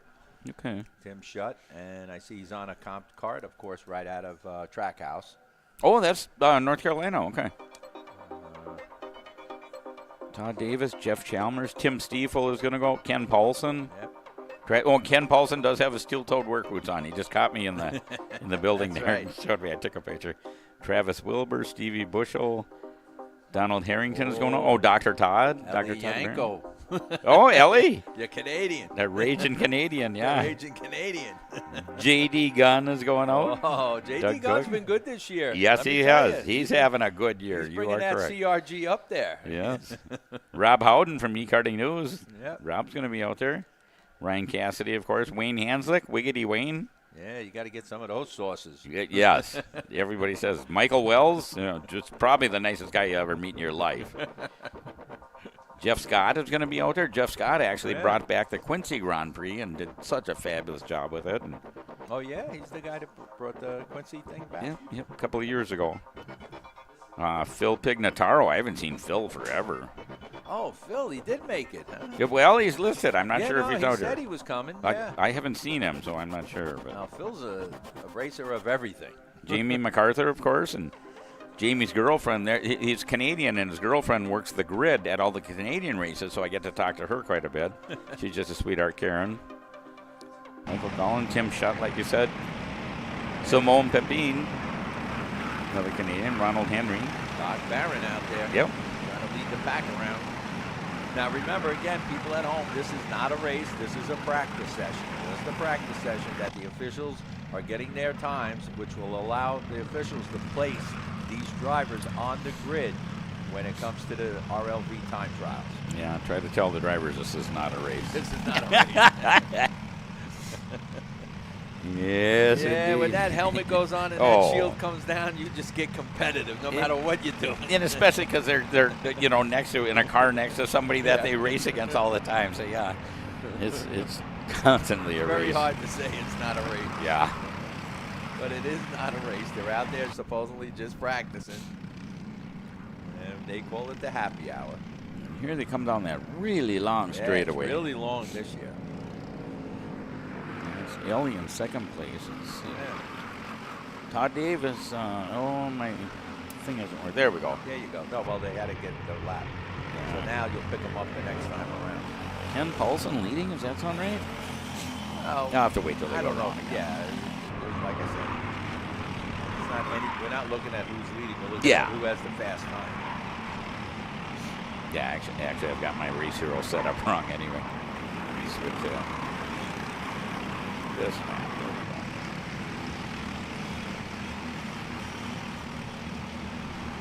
go. And once again, these times that they are trying to set right now will just dictate their starting position in the hot lap qualifying coming up later on this evening. Right. So they want to know where they're going to start. And this is senior. No, I'm sorry. This is Legends. This is Legends, yes. Legends is being brought to you by Race Suit Valet. Oh. As we mentioned earlier, it's the place if you want to send your race suit to get him in. We were happy when he came to some of the races, especially when it rained, and he took your suit, and the next day you had a nice, clean, dry suit. Yeah, I think everybody's but very happy. Race Suit Valet, we thank them for sponsoring this Legends class, and if you ever need your race, your helmet, anything, your gloves, your driving suit, he's the place to send it to, Race Suit Valet. Yeah, I've got his business card here somewhere, but it looks like I lost it. So just look up Race Suit Valet. Right. A name that I'm not familiar with, the number 27, Corey Flynn, been turning a real good time out there. Oh. Ryan Cassidy, of course, right up there. And Tim Shutt. Timmy Tech, as they call him in the pits. Timmy Tech up there doing a great job. Todd Bolton getting into the top 5. Paul Montepoli up there. Brandon Estes. Ellie Yanko. Ellie Yanko and Todd Barron. Todd Barron, but not up in the top 5.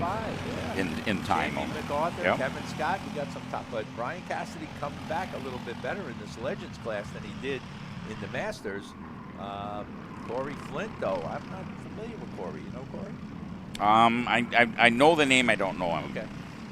So Corey, so he's one of the CKNA drivers. I mean, race the divisionals or whatever. Tim Stiefvater, number 5. He's such a snappy dresser. I always pick on Tim. He's such a good guy. Tim is the man. Yeah. Don't count him out. He's got dirty jacket, dirty jeans. You go there, right? You look at his cart, you say, "Wow, is it going to make it?" Yeah, exactly. Is it going to make it? Yes, that's and then the he truth. comes out, he's running in the top 3. Yes. He's up there, battling for the lead.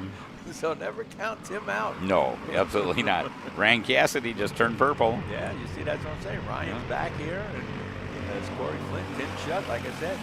Timmy Tech, I think they call him in the pits. He worked with Nick Murray's kid. He worked with Kevin Harvick's kid. Yeah, he's got such a cool story, Tim Shutt. You know, he was head of the Joe Gibbs Racing Supercross team for a long time. He was a long-time NASCAR Xfinity Series crew chief in the 90s. And has been around NASCAR for a while. He had his own machine shop. He's got such a cool story. I was so lucky to be able to have him come on my Happy Hour podcast about a year and a half ago and tell it. And you know, it's such a cool sport with so many different backgrounds of people, how they wind their way up here. And you know, Tim doesn't drive, I think, as much as someone that you would think sells go-karts probably drives. He's got his garage at Trackhouse Motorplex. He does a lot of coaching with the kids, and I'm sure he gets out there here and there. But the last couple of years, he's run this event, and for a guy that probably only hops behind the wheel, the amount of times he could count on his 10 fingers, he does a pretty good job. He's fast again here right now, as we can see, with 2.5 minutes to go in Happy Hour. Just under 4/10 off the pace, but again, closing in on that group in front of him. Let's see if this lap goes any better for him. Not I think much. 2 years ago, he won a Grand National race. It very well could be. Very well could have been. Absolutely. And, of course, back then he was on a snap your neck motor and told him, Tim, maybe you got to get back on a snap your neck. But I remember that. He borrowed a motor off of us, and I think he won that year. It was about 2 years ago. So, great guy to talk to. A lot of history. Tell you a lot of stuff, and he came up with some good ideas. He talked to me about how maybe we can stop the grid pile up there that we have during practice. So I didn't talk to Greg yet, but Timmy gave me some good ideas on how we maybe could free that up a little bit during the practice sessions. And he's got some, great listening to the guy. Yeah, no, very, very smart guy. Yeah. Very, very smart guy. So cool to see him. Good to see him running pretty good. Ryan Cassidy, though, like you said, still fastest. Corey Flint. James Insco that last lap. He jumped up into third. Good run for James here in happy hour to punch his ticket to hopefully the fast group. We're still watching this kind of main trio here. Shutt trying to close on in on them. He's got a little bit of drafting help with one driver behind. Dropped a tire, though, so that's the 27. It looks like Corey Flint that's going to now go ahead Corey's of been Tim. fast here today. He has been. Yeah, Corey's really moving. And I wanted to thank James Insco for his son, Oliver, that helps us almost at every race that we're at. Oh. Great guy. I mean, out there, you know, when you got him on a corner or something, he hustles the whole day through. So I'm glad the Insco family is part of this. I think he worked most of the E-Series, Yeah. if not all well, of it. that's why I say I know him, because he helped me out a lot this year.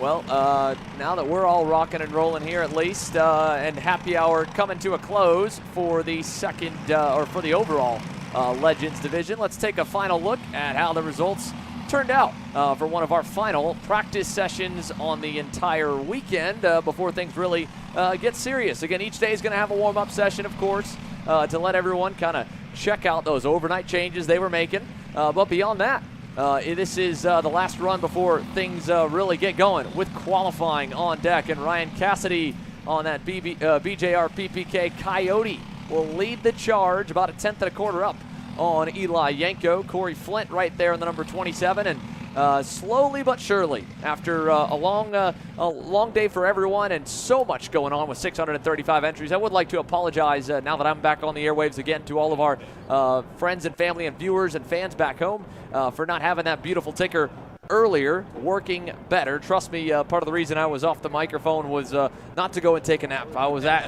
feverishly working over here to. Xander was feverishly working, I can tell you that. Yeah. But we're getting them going, and now we get to see one of the heavyweight divisions, even though by definition it's the lightweight class. Senior light at over 115 total drivers here. A massive turnout, and well, one of them who has started to make a pretty good name for himself and a pretty good pairing on the blue and black and green colors. The MGM of Caleb Gaffera right there on your screen. He'll be one of many getting ready to go green when we return on the other side of the break here, folks. Dad. Yeah, Chuck G right there, father-son duo. And, well, Caleb is just one of those 115 plus in senior light ready to do battles. So they've got to set their qualifying groups, and we'll see it with the first of the two practice sessions on the other side.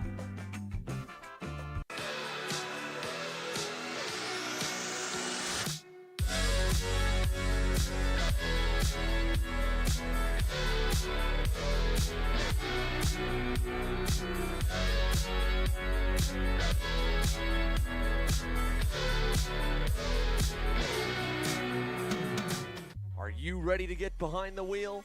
From Formula One to NASCAR and IndyCar, all the pros start here.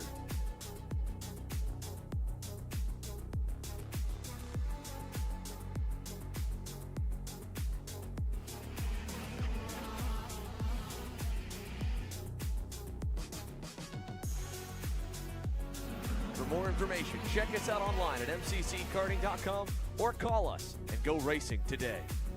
This is Henry. Henry feels sad.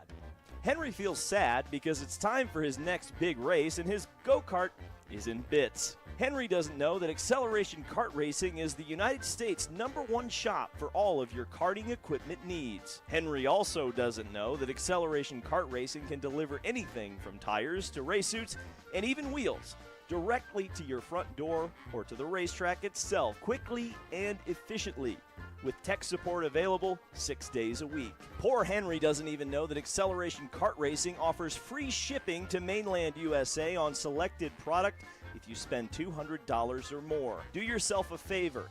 Go to accelerationkarting.com and make sure that you are never left stuck on the pre-grid with Henry. Be smart and don't be like Henry.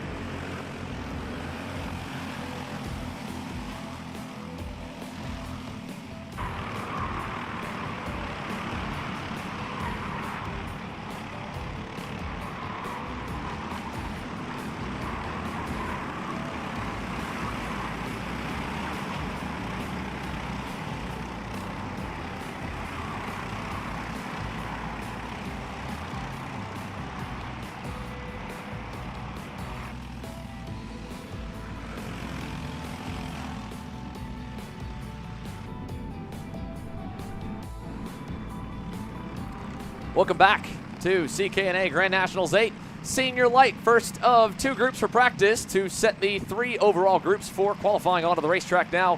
We were following Caleb Gaffera right before the break. Well, he was the first one to lead us out onto the racetrack as the sun is beginning to go down. Now, this is such a cool dynamic to talk about, of course, Tony and Dave, because with the flip from running at the end of the day today for the afternoon groups, having to go to the morning, how much, would you imagine, Tony and Dave, Tony, I'll go to you first, that, that notebook of what the track's like and what your setup is and your tire pressure, are you going to be able to even carry over into tomorrow? Because you go from the end of the day, well, you'd imagine maybe the temps at the end are kind of cold. It might be similar to the morning, but complete opposite end of the hours and where the sun's at and everything else track condition-wise. Yeah, so what I feel here is the drivers that have been around have raced in all different conditions, especially the drivers that race up north.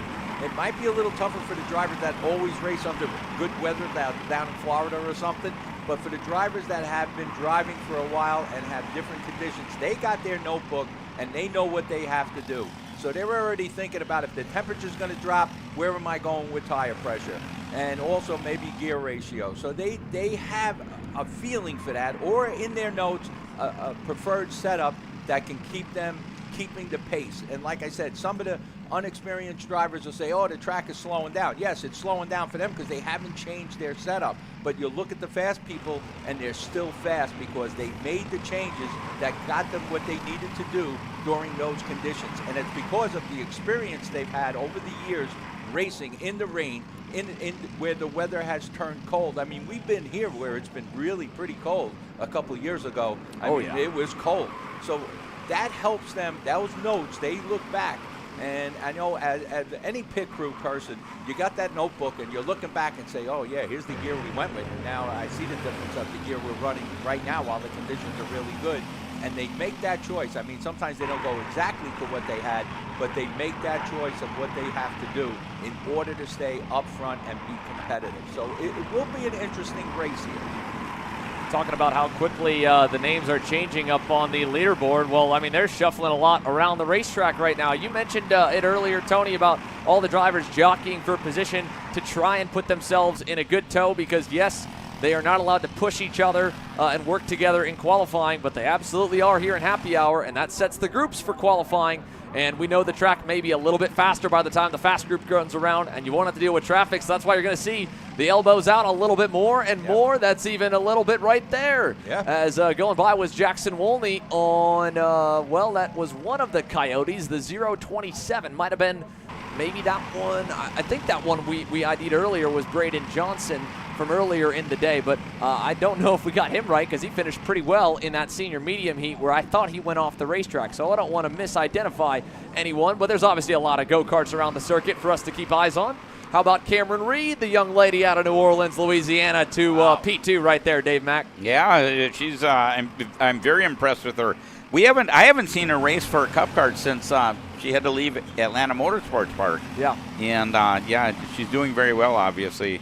When you were talking about earlier about what it's going to help to learn tonight, I don't think it's going to help a thing. Whatever you learn tonight, conditions are so dramatically different tomorrow morning because these people that are racing the night race today race the first race tomorrow or race the first section.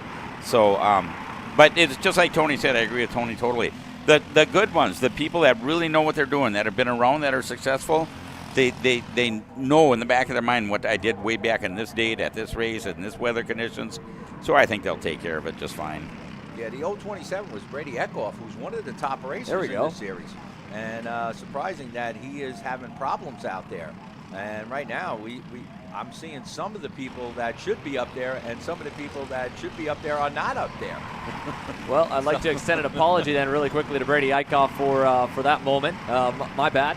But, one cool story that I did see with Brady Eichhoff before the unfortunate CKNA Facebook page went down, he had Travis Pastrana voting for him to get as a fan vote into the senior showdown tomorrow night. Okay. So he's definitely got some pretty cool contacts in the sport. Would love to hear a little more about it. How about Cade Goodby here, though? Look at that. What a run there at the end. Cade Goodby here.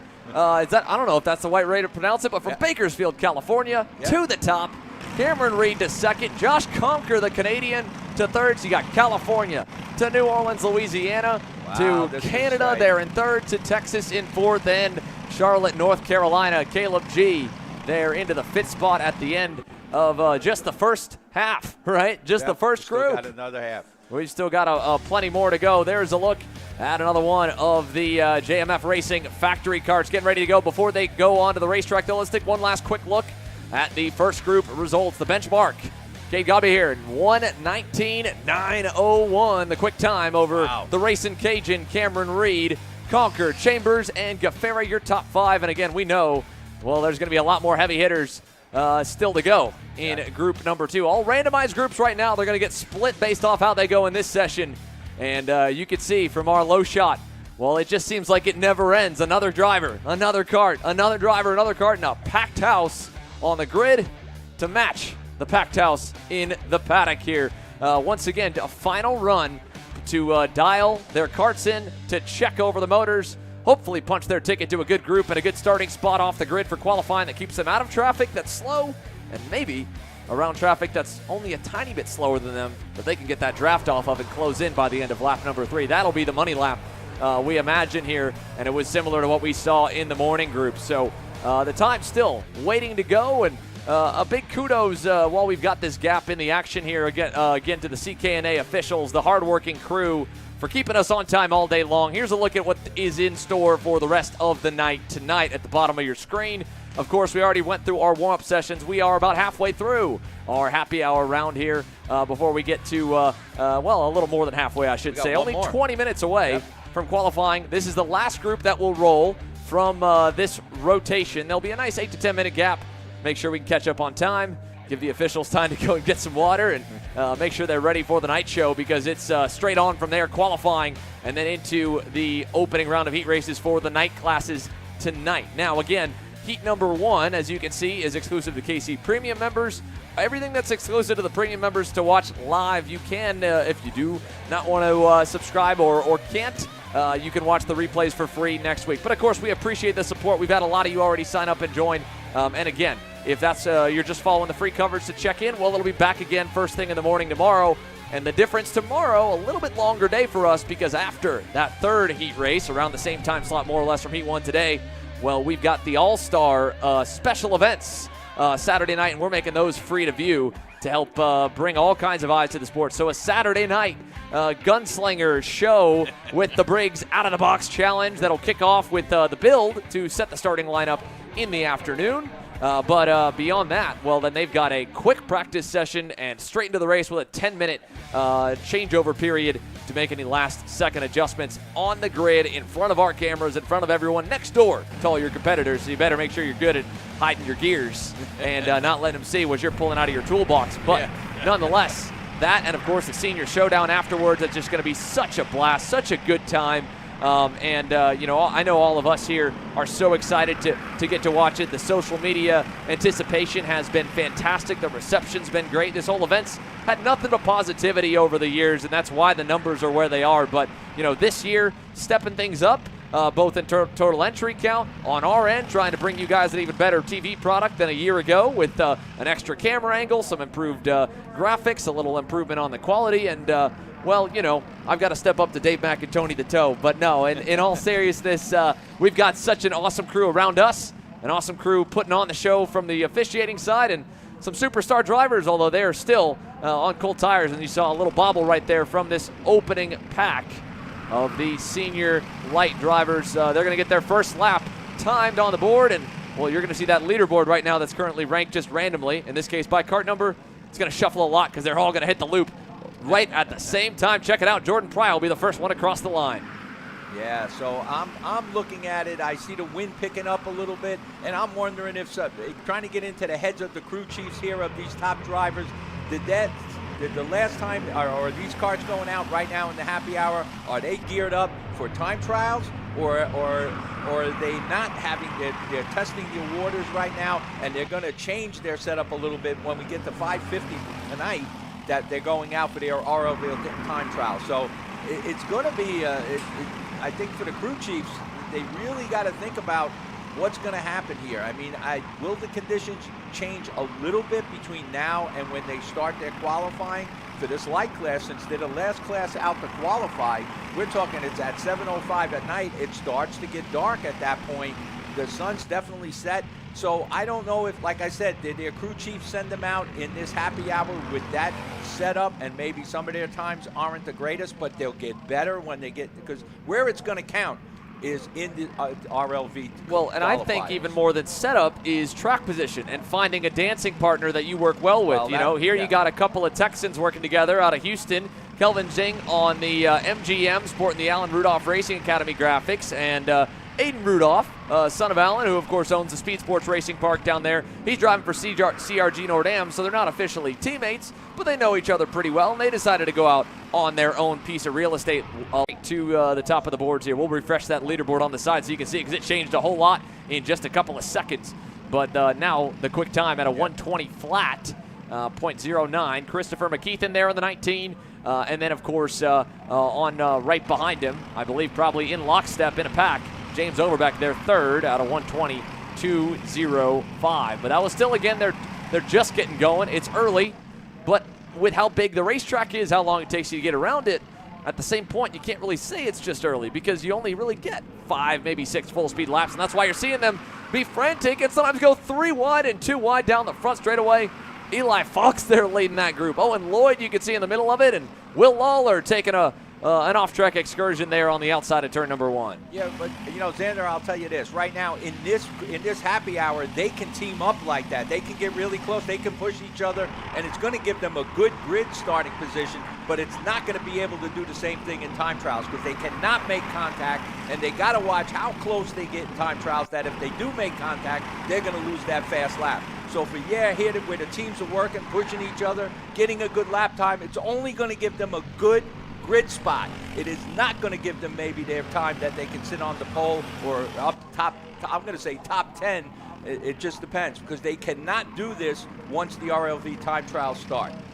No, they cannot. So they are working together. I see them pushing each other. Yeah, that's going to get them a good time slot. I mean, it's going to get them a good grid spot, but it's not going to maybe put them up at the front when it comes down to if you got some other fast drivers that can do it on their own, because everybody has to do it on their own. Right. No, you all do. But again, if you can play leapfrog, I mean that could work too. I mean, imagine the lead driver kind of burns a lap, and then he's able to get a good lap on the last lap. I don't think you'll see guys with that because of how short the quali is, but still, I mean, it's important when everybody else is pushing like this. Yeah, you might not get a good read, Tony, on how you do by yourself, but it doesn't matter whether you got the good read or not. If you get stuck in the slow group and you have to go out first, and you don't get to go out second or third when that track might be a little bit faster just naturally or a little bit cleaner. Yeah. I mean, you think about it. If you end up in the slow group. Yes, it does give them an advantage, but we could still see somebody who didn't have a teammate or whatever pushing them around, getting them a good starting position. For sure. That we could see. Hopefully they could come back and maybe turn a good lap time. But yes, everything helps. That's the bottom line. Here is 2 drivers again doing exactly what they need to do to get into the fast group. That's right. Lucas Nanji there on the gray suit with the HM Propeller Kart Republic out of Quebec, Canada, pushing Florida's Austin Garrison there. He's on the Trackside Karting Services Houston-based GFC team. Both of them right now inside the top 10, 8th and 9th for the pair. As they work their way through that infield horseshoe. And now we've got a new driver all the way to the top. I don't think that was a proper lap, though, from Aiden Rudolph. Oh, no. That one will have to be disallowed off the time charge there. He cut the track someplace. Yeah, some way or another for sure. But that'll get corrected here, I imagine, in just a split second. So disregard that, though. But even still, I mean, Aiden was right up in the mix of it all. Inside the top 10 for a good chunk of this session. So I will say it's not like he was, again, No, but that lap time is not going to off track by it. No, it will not. And so that will drop him down. But a minute 10 to go. Still is a Coyote lockout at the top spot. New driver into third, though, Gavin Isaacs. Yep. In the 412. He was impressive in Pittsburgh. If we think back, a great run at his home racetrack there. Now a little bit less of that kind of home turf advantage as the checkers fly. And we'll see if anyone else kind of jumps up into the top third overall. You'd think that if you kind of go at least into the top 10 in your group, you're probably safe from having to, fight or having to go to the slow group or the middle group. Just kind of doing some quick math, knowing that there are as many drivers in senior light as they are, that they're still going to run around 30 to 40 on the racetrack at any given time for qualifying. But here is group number 2 as they have completed the final practice session for the afternoon groups. You can see again Gavin Isaacs with a great run there into third out of Irwin, Pennsylvania. On a late run, he and Eli Fox able to leapfrog over James Overbeck and climb their way into the top 5. Still, though, Paulie Massimino fastest from this group at a 1:19.63. Tony. Yeah. No, I mean, I guess what I'm seeing here is in a race this big, when it comes to happy hour, if you're not on a team, you might want to talk to somebody on the grid and say, hey, let's work together. Let's get a good lap time so we get a good starting position, because every little bit does help. I can agree with that. Every little bit helps. So if you can get a good grid starting position going into the time trials, yes, that's an advantage that you're going to have. And if you got your partner with you, that'll also help. I mean, not that you're not going to be able to push or touch, but you can still stay in the slipstream in the draft and get a good lap time. But that's what it might come down to. When these people get to the happy hour, they might be looking for a partner and just saying, hey, work with me. But, I mean, you just can't pick anybody. You got to try to pick somebody that can run up at the front. Well, we've got them rolling through the scale line, folks. We're going to take a quick break here to do another equipment check on our end, as the 10-minute gap to let everyone catch their breath back up is great for us, too. We'll throw the countdown to green timer on the top right corner of your screen, so you know when we'll be back. It'll be qualifying in less than 15 minutes. Yeah, what's that? Oh, no, qualifying's free. They still get to watch qualifying, too. Yeah. We try to take care of them. But yes, qualifying kicking off here in 11 minutes. And then when qualifying's wrapped up, that first round of heat races, that will be supporting us there. So, yes, almost time for KC members only. We're still free for a little while. We're looking forward to it. 10 minutes away, qualifying, kicking things off for the night groups.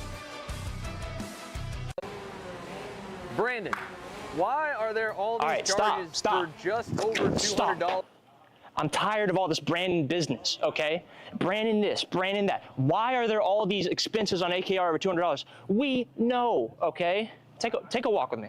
At Shop AKR, they have everything you need to start racing at a very cheap and affordable price. They have MXC rims, they got chains, electrical stands, tilt seats. They got MXCs, and if you didn't know, on top of that, any purchase in the continental U.S. over $200. That's free shipping. Hey, aren't you supposed to be in the AKR Anonymous meeting over there? Dude, I'm doing a commercial. Dude, we have no time. It's about to start. Stop. We all love Shop AKR. Me? More than others.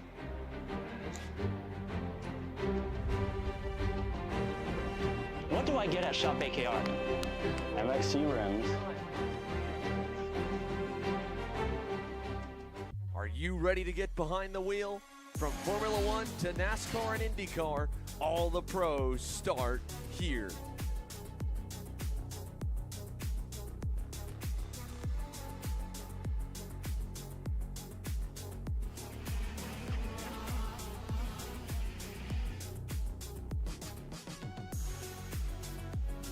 For more information, check us out online at mcckarting.com or call us and go racing today. USA, a top-level performance team with unmatched hospitality, offering a full-service driver development program with year-round testing available in Miami, Florida, and the official North America racing team of Parolin Racing Chassis.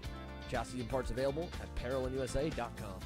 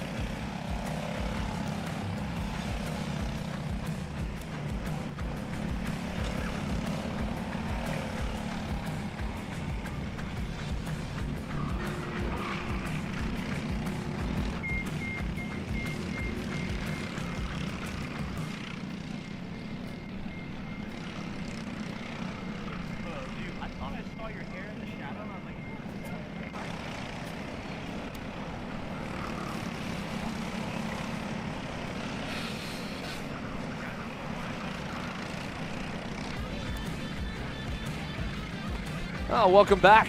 Qualifying underway here for CKNA Grand Nationals 8 with the night classes. Sportsman onto the racetrack, the first group for the Sportsman drivers.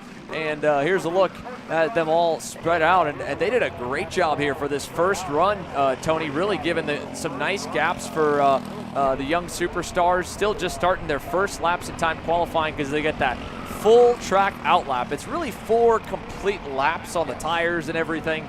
That's 3 that are counted. 3 that are counted because you have, you start the lap just 2 turns after the timing loop, and are able to then roll. But we're going to keep the live timing going on the left-hand side of your screen, so you'll see the overall blend. And again, we're going to display it at 4 laps, so that way it's one continuous session. If we set it to 3, well, it might turn it off. But of course, they're only going to run 3 timed laps themselves. That's what will show on Race Hero as well for live timing, not 4. But that way, they've got the second group, or in many of these divisions, the third group, still live updating on the left side of your screen. And again, as we mentioned, we'll be throwing all of those logos that many of you have submitted over the course of the last 48 hours onto the broadcast throughout the evening and prepping for tomorrow morning as well. So bear with us there. But in the meantime, well, the first lap is coming to a close for Sportsman. Let's see them across the line. Where will the initial time be? Connor Mole, a 1:25.609, and closely running together for the 2 behind him. That will bring them up the board just a little bit. There's Theodore Mitchell going up to second as well with a good start there in the 220 MSL Racing Machine. Harrison Bell comes back with a good time. Car number 444 goes to the front of the pack right now, holding on to that pole position with Roscoe. Whoa, wait a minute. Owen Hansen now goes to the front with a 1:24.634. Harrison Bell falls back to the outside pole. Roscoe Schmidt in third with a 1:25.069. Owen Hansen, number 84, at the top, though, with a 24.634 lap time. Eli Furnish with a 25.047. You got to get into that 1:24 bracket. You want to run with Owen Hansen right now. He's at the top. Yeah, that he is all by himself up there at the top. I mean, a 4/10 gap on lap number 1. That's pretty impressive to kick things off. This is a look at Theodore Mitchell there in the 220. You got the 488 Nitro Kart right behind him. So these 2 drivers here, you've got Riley Dobelier right there. She was 16th on the first time by the loop. Theodore there in the black and orange CRG just ahead. He was 8th on the opening lap for him. Not a bad start at all. The 2 pairs there. Here we go across the line for lap number 2. And Henrique McKay, as well as Maxwell Padilla will jump up, and then they'll get slowly shuffled back. Here's a big run for a 3-car group at the end of lap number 2. Riley Dobelier that time by. Great lap for that young lady to the top. Owen Hansen will go even better. He'll put another couple tenths on the field. Wow, he dropped into the 23-second Yeah. How about that? So Hansen really pouring it on out there now. Eli Furnish getting into the 1:23 bracket and taking the pole away from Owen Hansen. Riley Dobler doing a great job up in third. Harrison Bell in fourth. Roscoe Schmidt in fifth. Theodore Mitchell in sixth. So, but they did do a good job, the officials, by really separating them when they let them out there. But quickly, we're seeing the difference that some karters, even though they had a good grid position and got out there first, a lot of drivers catching up. And even though they didn't have that same position on, they didn't have that fast time to get them there, they're caught up to some of the faster people. So a lot of changes here already in this Sportsman class. There's another half to go out, though, right? Another half to go out. You are correct. I know Cooper Mull back there in 12 fast so far. Well, he's up to he 7. just moved. Cooper Yeah, Mull. okay. He jumped up, and he was the first across the line, so this could change. He's got a new knocking back 1 was Padilla. Let's see the rest of the group. There's Theodore Mitchell down to turn 1. That was a little side-by-side action. Sent, I believe, 1 driver off. Lincoln Massey up to 3rd on the last lap. And joining up there, Jordan LePen into 4th. Riley Dobelier get bumped to 5th. And once again, Owen Hansen in the number 84 with a great time to close it off. Let's see if Eli Furnish can answer back. He was good on lap 2. There is a run to the end for Harrison Bell. And Eli Furnish across the line, not enough on his final lap there to go any better for the first 16 in Sportsman qualifying. So once again here, we'll bring it full screen for you guys to see exactly how they stacked up and what the time to beat will be for the fast group. Owen Hansen there in the number 84 ends up top of the heap. Eli Furnish, Lincoln Massey, Jordan LePen, and then Riley Dobelier, the top 5. Aiden Shoemaker, Harrison Bell, Roscoe Smith, Theodore Mitchell, and Maxwell Padilla, the top 10, about a 1.1 second spread. And Cooper Mull, who was our driver that led us out onto the racetrack, ends up just outside the top 10 by only a couple hundredths right there in 11th. And he blew up an engine earlier today, so he's on a spare right now. Okay. Do we know where Owen Hansen's at? Well, let's take a look here. The nice part about the Race Select registration software, we get to find out Reno, Nevada. Oh, okay. So he's one of the visiting drivers that I said we had to watch out for since we didn't know how. Oh, yeah. There you go. One of the visiting drivers that I didn't know about, or anybody seemed to know about. So this is what could happen here. We can have these visiting people from Nevada, California, state of Washington, Arizona, Texas. A big turnout from the Texas people. So we'll see what happens. But we still have another group to qualify. So this can all definitely change here of who's going to be up front. Yeah, we've got there Aston Wyatt on your screen. He's on that AR Academy livery trackside karting services machine. Here's a look at the number 67. Looks to be another one of the Nitro Kart entries. This one with some Fleming power and the Ruthless Karting branding for Lucas Tarango, who is getting ready to go. He's lined up around midway through the overall grid. Just next to him, you have the Kart E-Parts Canada 192 entry. That's Keegan Irwin. And a lot more are still to come because we've got 17, pushing 18, I think, in this fast group. Trying to check down all the way. 35 make up the entry list for our Sportsman class. And while, again, that dwarfs in comparison to still the massive 115-plus senior lights, 110-plus senior mediums, and the 90 to 80 to 100 everything else. Well, you got to remember as well, Tony and Dave Mack, as you guys know, we only split the 8 to 12-year-old age group up just a couple of years ago. Yeah. So these two classes have quickly blossomed as we've made more room and made it, I think, probably from a parent's point of view, a little more comforting to take your 8 to 10-year-old to the CKNA Grand Nationals, knowing they're not going up against a 12 or 13-year-old, because that's a big change in maturity, body size. I mean, you're talking a third grader to someone that might be in 7th or 8th grade. That's a big difference. Yep. All right, so the officials are starting to send them out, and hopefully they'll give them the good gap that they did with the last group that went out there. They were really gapped very well. And I know it's hard to do when you got 100 karts in the class that even though you're splitting them up, there's so many karts that you just got to get them on the track before they come around again. Well, the nice part is they've had a good practice run with it from earlier in the day, and with only 17 to 18, you can make the gaps pretty hefty. Good, right. Right. With that many cars. Yeah, with senior heavy or senior light coming up, there's going to still be 30 to 40 of them, so you don't really necessarily have that luxury to be able to do something like that. But either way, as we watch them head out and onto the racetrack for qualifying, we're watching right now, I believe that is AJ Stoner in the 420 AMAX Racing Coyote. That'll be one of the first to lead us around and start lap number 1 for him. And hopefully that will continue to update on the left side of your screen. So let's keep an eye on him. He's the first one out. There's Aston Wyatt right behind him on that red and white Trackside Karting Services Burrell art. And then you have Sawyer Chambers. He's on that kind of blue and grayish chrome Kart Republic. That was the third car in line. These were the fastest 3 from final practice earlier today for our 10 to 13-year-old Sportsman division. Aston Wyatt has been very active on the national scene, especially in two-stroke action. He's just been traveling across the country all around this year. He's gotten a lot of miles in, and it's paid off with a number of major finishes, and he was so close to a major win coming through the field for the U.S. Pro Kart Series event that kind of kicked off this 3-week homestand here in Newcastle, Indiana 2 weeks ago. In the rain, in the drying conditions, drove through the mini-slip field after a bit of a not-so-great qualifying in both of his heats. Set up for a decent spot midway through the pack in the main, drove all the way up to the lead, And on that massive 1,000-foot long pond straightaway, just barely missed out on a photo finish, but it was a great battle to the end for himself. And again, a podium run after when you qualify outside the top 20 is still a good weekend by the books. Right. So right now we're watching.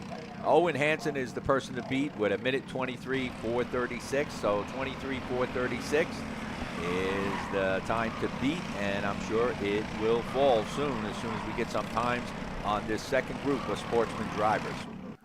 Yeah, this is the first lap for them. We're going to see if it updates there on the left side. Let's take a look across the line. There we go. A.J. Stoner to 5th. Aston Wyatt to the top. Sawyer Chambers even better. 122. Yeah. How about that? Off the bat, first lap for him. And a lot more that are going to join them moving up the board. So very quickly, the fast group starting to separate themselves from the slow group, or the bottom half from final practice. The top 6 all coming from the fast group, and that's just on lap number 1 right now, guys. And the 251 of Tanner Barsh breaking into the 22-second bracket, but Cage Grant comes up on Kart 115 with a 22.618 and takes the pole away from Barsh.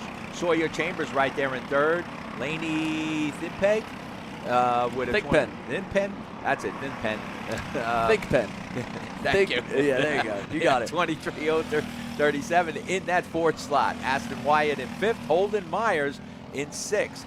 Caden Williams in 7th. Daniel Dragonoff in 8th. Some of the top drivers. I mean, I said Lincoln Massey would be somebody. Daniel Dragonoff, Aston Wyatt, Holden Myers, Nicholas Mose. I was hoping to see some of those drivers up front, but they're getting up. We got a few up there, but it's Gage Krant. Do we know where he's from? We can find out. Gage Krant. Right now, he's sitting on the pole.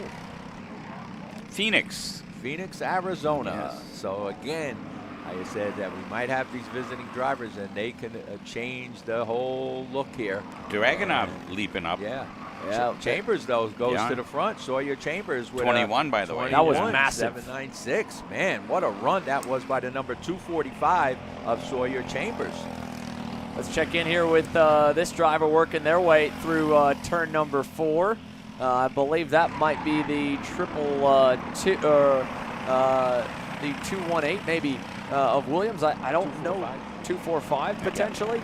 There's Sawyer Chambers. Sorry, that's Sawyer Chambers in the 245. Right. Yes, and he must have gotten a pretty good lap there. It looked like he was closing in, and indeed he is. He's closing up to Aston Wyatt and A.J. Stoner. I think this next lap, fellas, is going to be massive for Sawyer if he gets to their bumper by the time they get to the loop. Look how much he's catching them. Both drivers in front have had some decent laps. Again, Aston Wyatt is still inside the top 10 and 8th right now. But Sawyer is closing up, and he's going to start that long straightaway about 3 to 4 car lengths back. He'll probably end it within a car length. He's already going to close into a car length by I-70. Watch the lap here. We might see him break all the way down to the 120. Might slow him down, though. Oh, A.J. Stoner, a last-second move there. He thought that maybe they kind of jammed on the brakes a bit or something down the front stretch. Won't matter for Sawyer. He'll put a 121.31, a full second clear on the field provisionally. Wow. Sawyer Chambers with a very quick lap, 21.319. That is, the next fastest is 22.188 of Caden Williams. Tanner Barsh in 3rd, Holden Myers in 4th. Lucas Tarango in 5th, Gage Grant in 6th, Aston Wyatt in 7th, Laney Thigpen. There you go. In 8th, Daniel Dragonoff in 9th. And let's see who's A.J. Stoner makes it to the top 10. And again, this is the overall blend for your Sportsman qualifying, the 10 to 13-year-olds. And a big gap. But again, we don't imagine that gap is going to be that kind of gap when we get to the racing later on. This was a massive, massive lap from Sawyer Chambers. Everything perfect together. Good toe, good driver, hitting your marks. 121.319. Laney Thigpen second. And again, all the way down, as you guys mentioned there, to A.J. Stoner, 1.3 seconds back, but still only a half second up to Laney Thigpen. Great qualifying effort for her. And her, I believe, CKNA Grand Nationals debut in the number 12. So that's a heck of a start to your CKNA Grand Nats. But I would be even more impressed, very impressed, if there could be a driver on debut, a rookie, to put it on the pole in the class coming up here. Senior heavy lining the grid right now. And we've got a lot of groups of them getting ready to roll because they are deep in numbers like the other two senior divisions as well. A tiny bit less than senior medium and senior light as we take a look closely in there. That's the number 28 of Noah Fauner. That'll be getting ready to lead a number of karts onto the racetrack here for qualifying. So he's ready out of Marysville, Ohio. And that lime green machine, wow, nice. Looking good. He's ready. We're ready.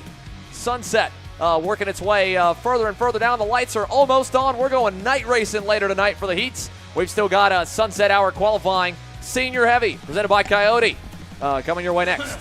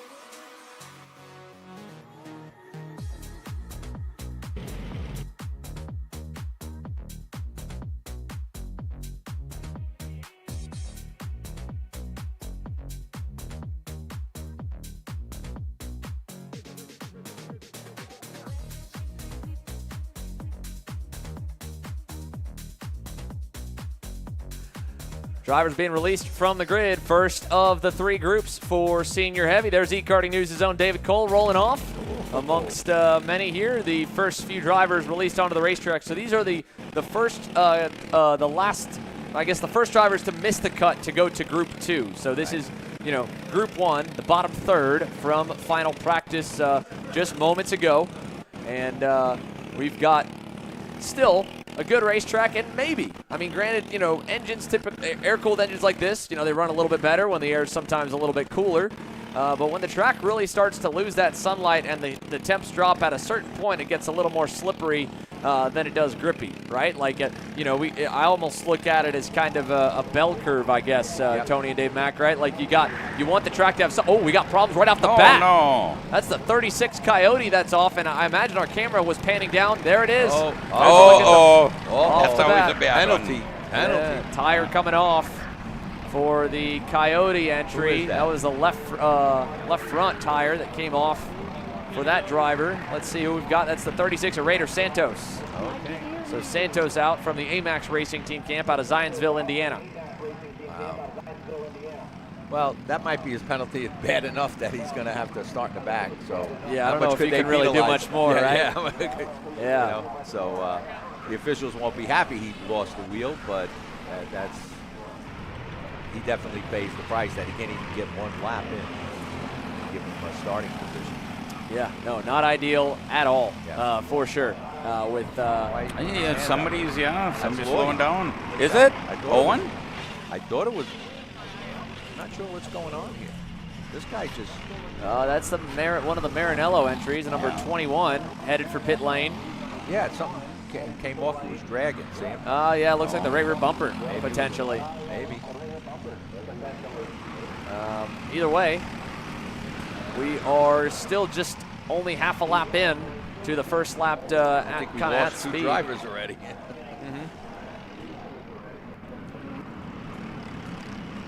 So this is again Group 1 for the senior heavies here. We are watching, I believe that is that Jack Sukina in the 106 MGM. Right behind looks to be the 13 machine, and we'll ID a few more of these senior heavy drivers getting ready to go green as we go down to pit lane with Caleb Viesca, who will be back running around through the pits, through the paddock to give us all the insider information. Caleb? I'm down here trackside with Wicked Nick Zobiak. Nick, the last time we saw you, it was just crazy turn of events for you at Pittsburgh. Just walk me through how you've been since that big incident out there in pit. Yeah, it definitely was a good incident.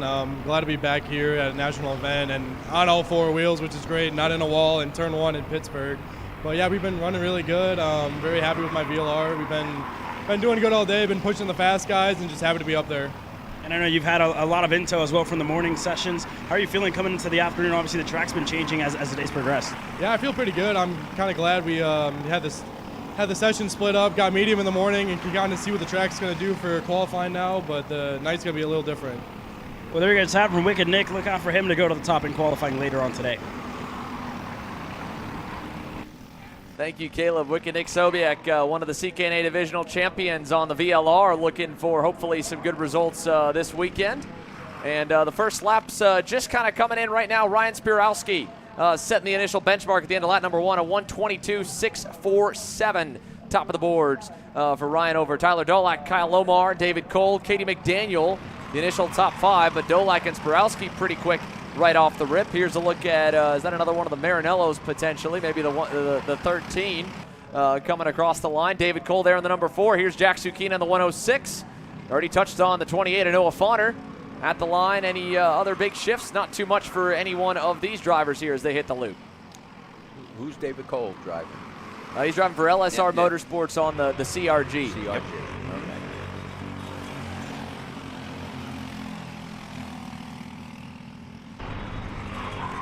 So David Cole with LSR Motorsports. This has kind of been his home. Rob Howden's kind of found his with Brandon Jarsakrak and Precision Performance Karting the last couple of seasons. David has enjoyed the LSR Motorsports Black and Orange CRGs, or commonly known as well Camp Chaos, over at LSR Motorsports. And I believe they've got around 10 to 12 drivers from what David was mentioning earlier this weekend. Good amount, not too many that you lose sight of one and you don't even notice it. But enough guys to have a good time and hang out throughout the day. The number 4, David Cole, 7th right now with his first lap counted towards in senior heavy qualifying. So still going towards the end of the session. Spirowski, a 1:22.64. His second lap was not better. Tyler Dolak, same thing, 1:22.79. Neither one of them really improved on that next lap around. Well, that could be telling us how their karts are set up, that they had it set up for the early laps, and as they go around, it just hasn't gotten better. Now, I'm not sure what they're learning out of this time trial here, but it'll be interesting to see when we get that first heat. But we still have 2 more groups to qualify in this stock heavy. And I believe stock heavy is being brought to you by Coyote. They're the sponsor. Yeah. Yep, Coyote products, stock heavy, senior heavy, I should say. They're all stock. You see Scuzzy is second so far, second fast. Katie McDaniel up to third fast. Good on her. Yeah. She's out of Camp Chaos also. Oh, okay. Screw Racing, LSR. Right. Yep. So not bad for Bermuda in the opening group, although Peyton Klein is going to send Bermuda down from 2nd to 3rd. Oh.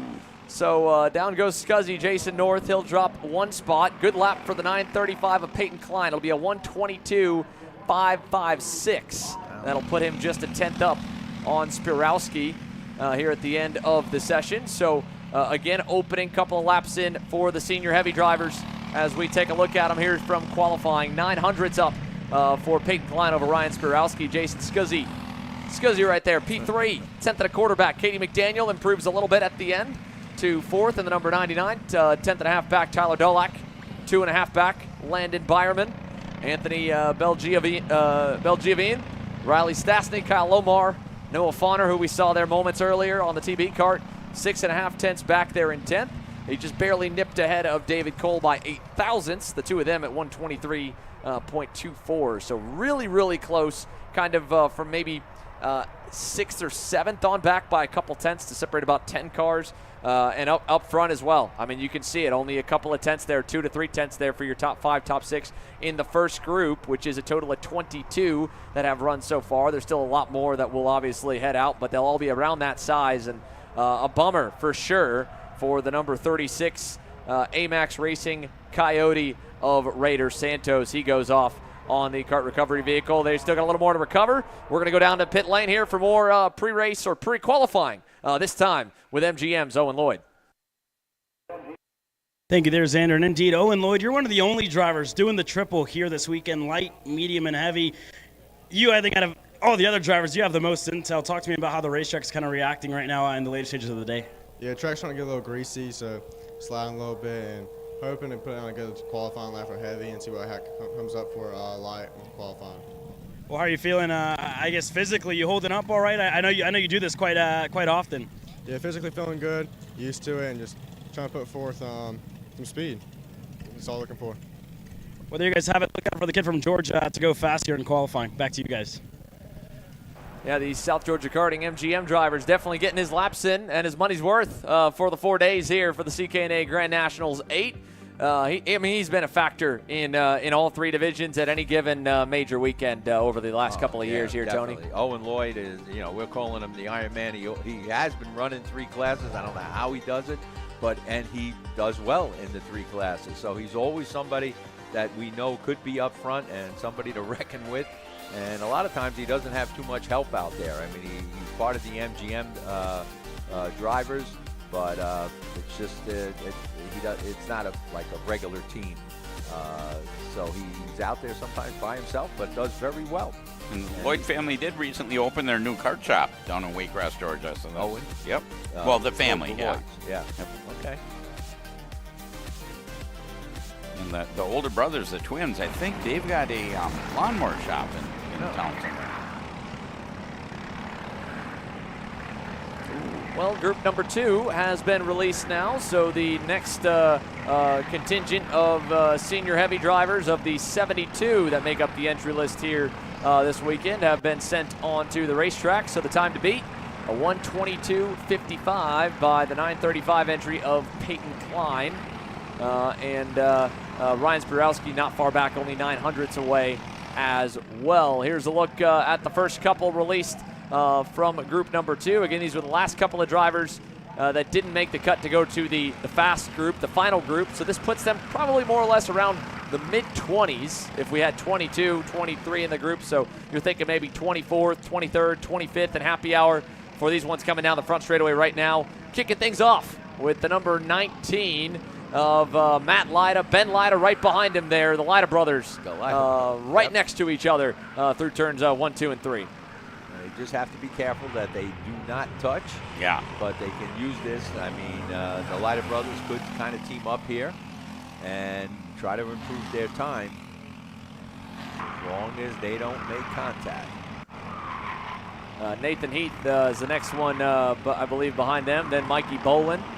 Like you said, again, they can't make any contact, but they can at least kind of run with each other. And this again, right? Like, granted, I think in Ben Lyda's case, he's a little bit too close to get any extra benefit off the back of his brother Matt. I will say though, the next one in line, the 47, Cole Nelson Racing branded Invader. Might be able to get a little bit of a benefit because since the 2 in front can't push him or can't push each other, Matt and Ben, they've got to keep kind of breathing off the gas, braking a little bit early, especially Ben Lyda running behind him to not make any contact. Whereas going into this major break zone here at I-70, Nathan Heath can still throw it in pretty deep. And there you see already closing in the gap. So again, they can't touch. They can only leapfrog each other. We're going to see that down the straightaway here as it's Lyda versus Lyda. That's Ben going around Matt.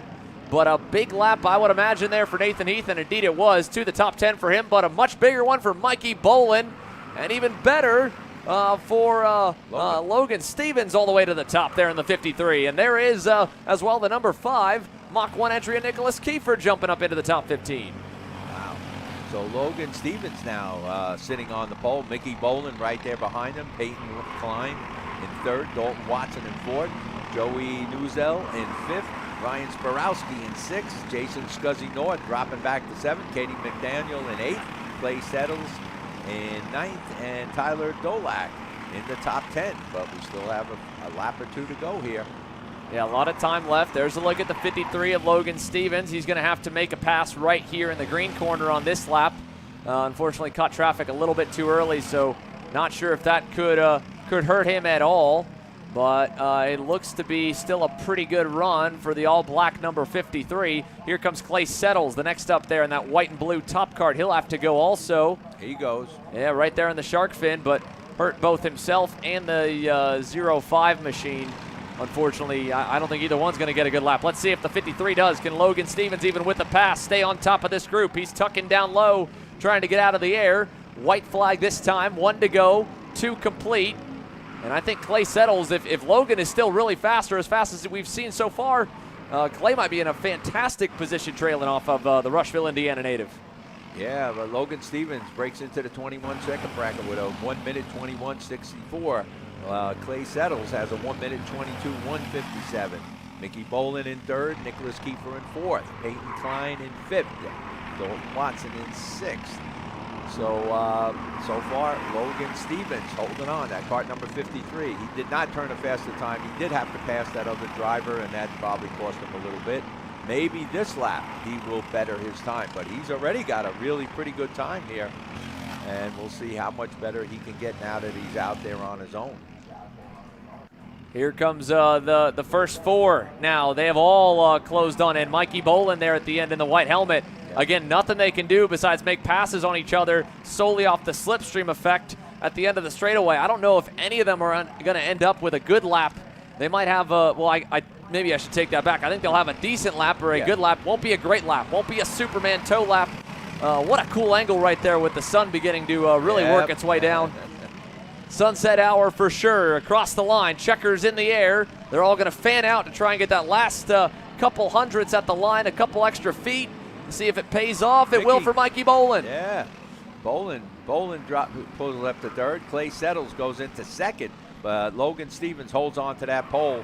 So Logan Stevens right now the person to beat. We still got another group to qualify. Still have, more carts to hit the racetrack here in senior heavy. There's a look, 2 more crossing the line together. And ultimately, I don't think we're going to see any more movement out of this group so far. So the new time to beat, new driver on the hot seat, Logan Stevens, it appears, at a 121.64. 200ths up on Clay Settles. Big move further back for a couple. Liam Kerper there was one of the last to cross the line. He had a great second lap for someone that barely slipped through to this kind of middle group. And he ends up inside the top 5 current standings. But again, this is just how they currently are with still 22, if not 23 more fast drivers to roll. Stevens, Settles, Mikey Bolin, Liam Kerper, Simon Hansen, Cody Sabota there, 6th. But look at the gap, right? Logan Stevens, Clay Settles. If you look at the times they've got and you look at the gaps they got behind, I feel like you're pretty confident that you went so much faster than the groups around you. You're probably going to be a little better than some of the drivers still yet to roll because you've got that 3/10 cushion. If you were only, again, Logan and Clay, the distance between themselves, if that was the distance back to Mikey Bolin, you'd think, I guess we were about where we should be because everyone in our group is right around our speed. But they've got a 3.5 gap, so that could be a pretty good time to beat. And then further back, of course, through the top 10, Sabota, Kiefer, Peyton Klein, Dalton Watson, and Joey Newzell. Here's a look down on the grid. There is Mark Steele with Steele Motorsports there in the black and red colors. How about Bryce Frank in the number 17 MGM? We've got a lot of fast cars ready to roll, and everyone's been playing pretty nice, I would say, in qualifying overall. There's been a little bit of hiccups. For the most part, though, it has been relatively clean. Will it stay that way with a fast group and all this on the line this early in the weekend? They've still, of course, got to all battle each other through the heats as well, so you don't want to make enemies early, right? Dave Mack, it's a long weekend. You'd hate to have someone already frustrated with you, driving you a little rougher as the weekend goes on. Here's a look close as we've got some of our pretty badass drivers pulling the core themselves. Yes, Bryce Downs there yes. at the Podium Performance Products OTK. I've never done that. It seems to me like it'd be pretty hard, though.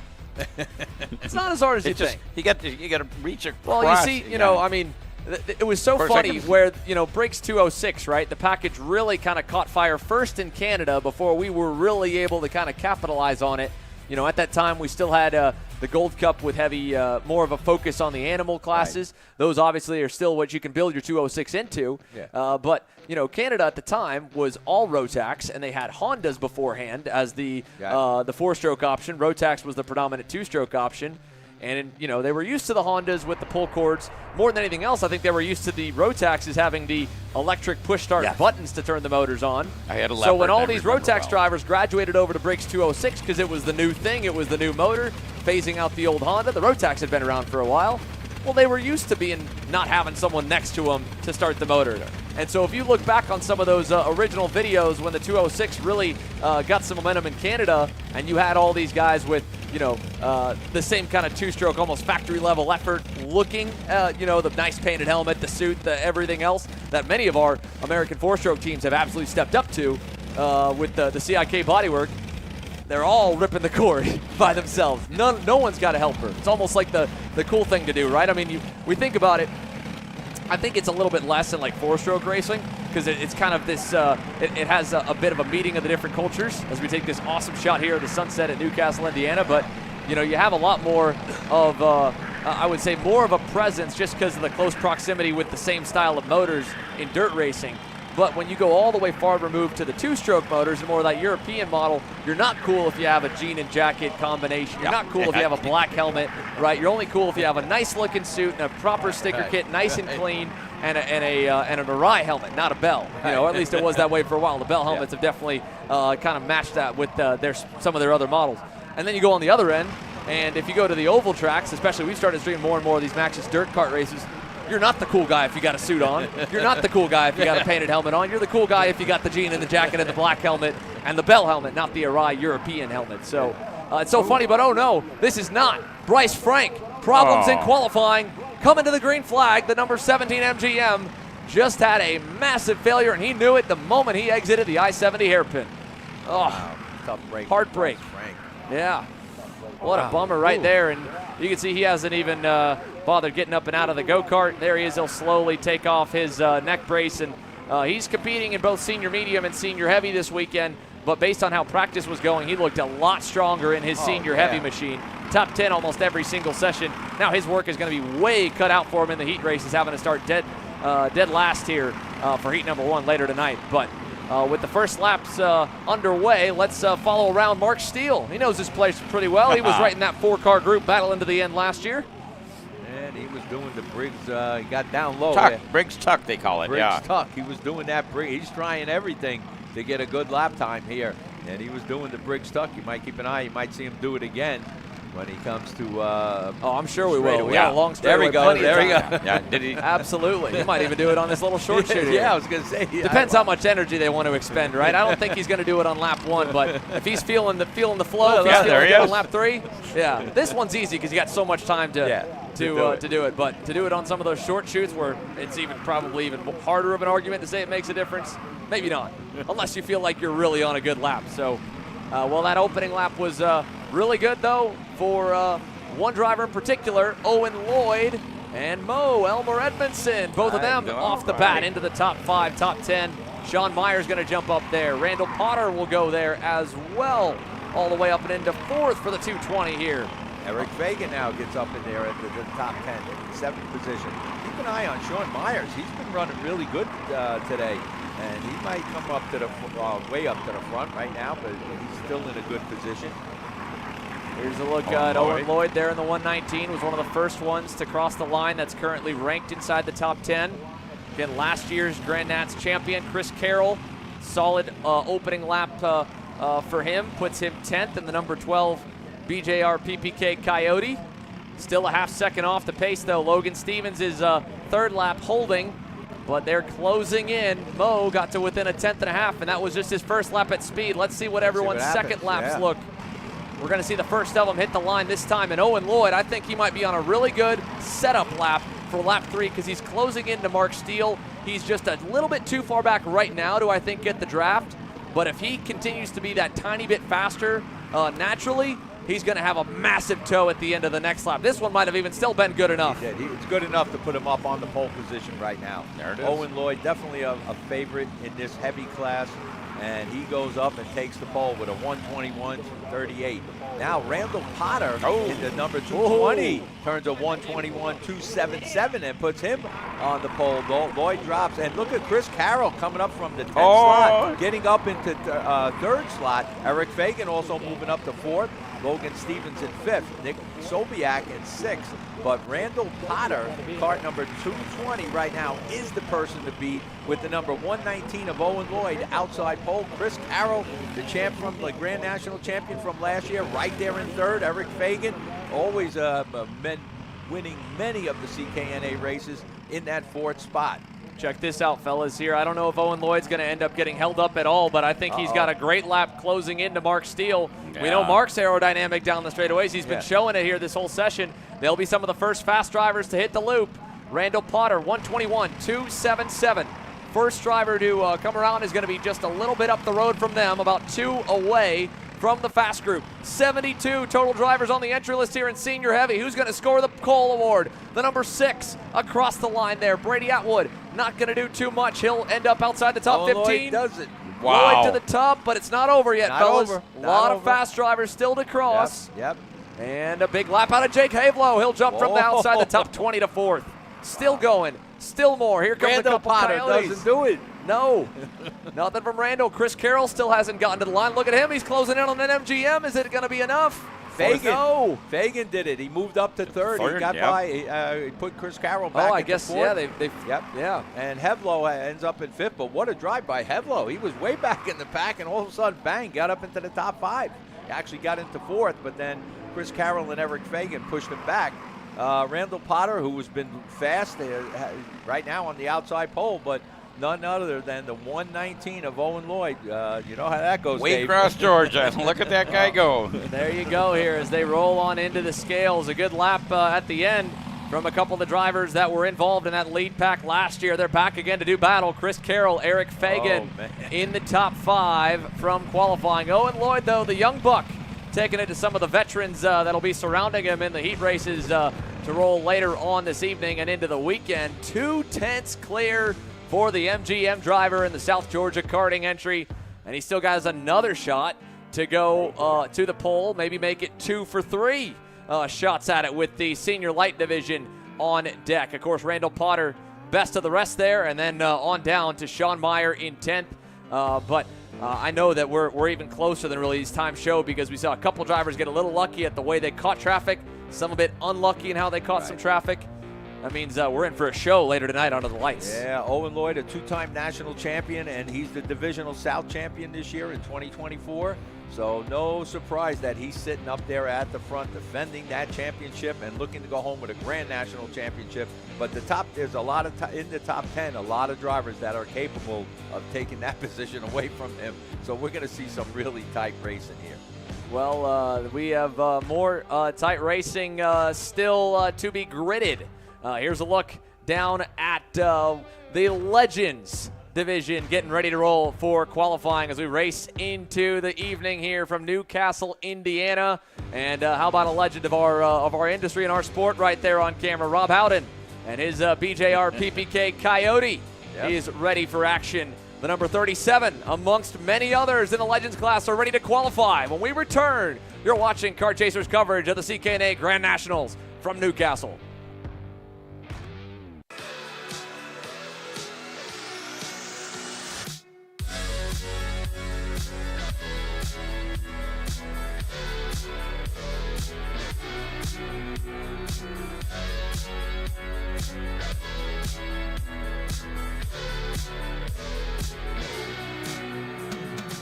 Are you ready to get behind the wheel? From Formula One to NASCAR and IndyCar, all the pros start here.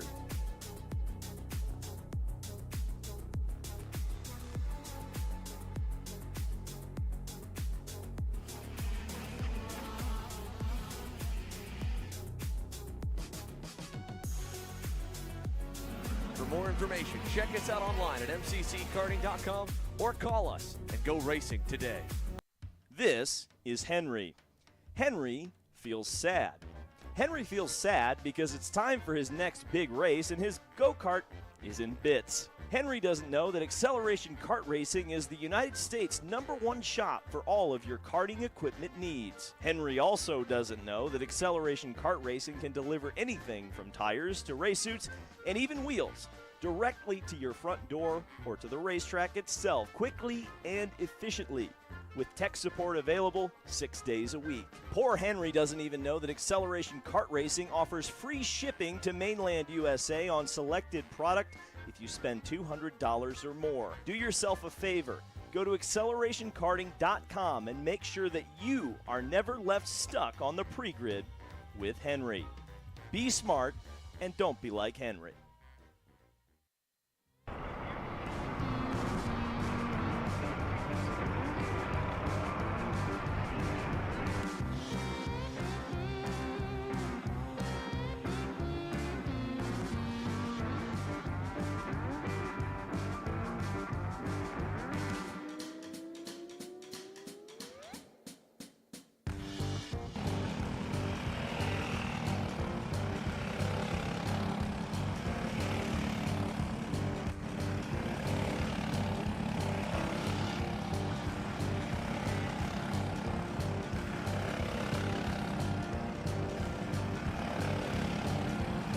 Welcome back. Sun continuing to go down behind the main buildings. And right behind us here at the Champions Club Suites. And, well, oh, yeah. That was a lot of smoke coming off the pits. Smoke, yeah. Oh, no. Maybe a loose oil plug, potentially. Is that what that could, I mean, I would think leaking oil straight onto the pipe and burning it right off, Tony. That's typically what I've seen, those big puffs of smoke come out. At least leaving the grid, something like that. Otherwise, I mean, for an engine to grenade at 5 miles an hour right as it fires off would be a little bit wild. No, for sure. I would think something's left off, or he didn't put the oil plug back after he changed the oil. It's not even there, and he forgot, and it's blowing it all out and right onto the exhaust, as you mentioned. That's when you see that much smoke. Looks like Ron Tipton. Oh, yeah. What a bummer for Ron. So he'll be out to start, but still got a lot of cars on the circuit. Let's see if we can't show you some of them and get their official teams and chassis logos all dialed in. How about kicking things off with the gold, blue, and white. Ooh. Oh, Mach 1 entry.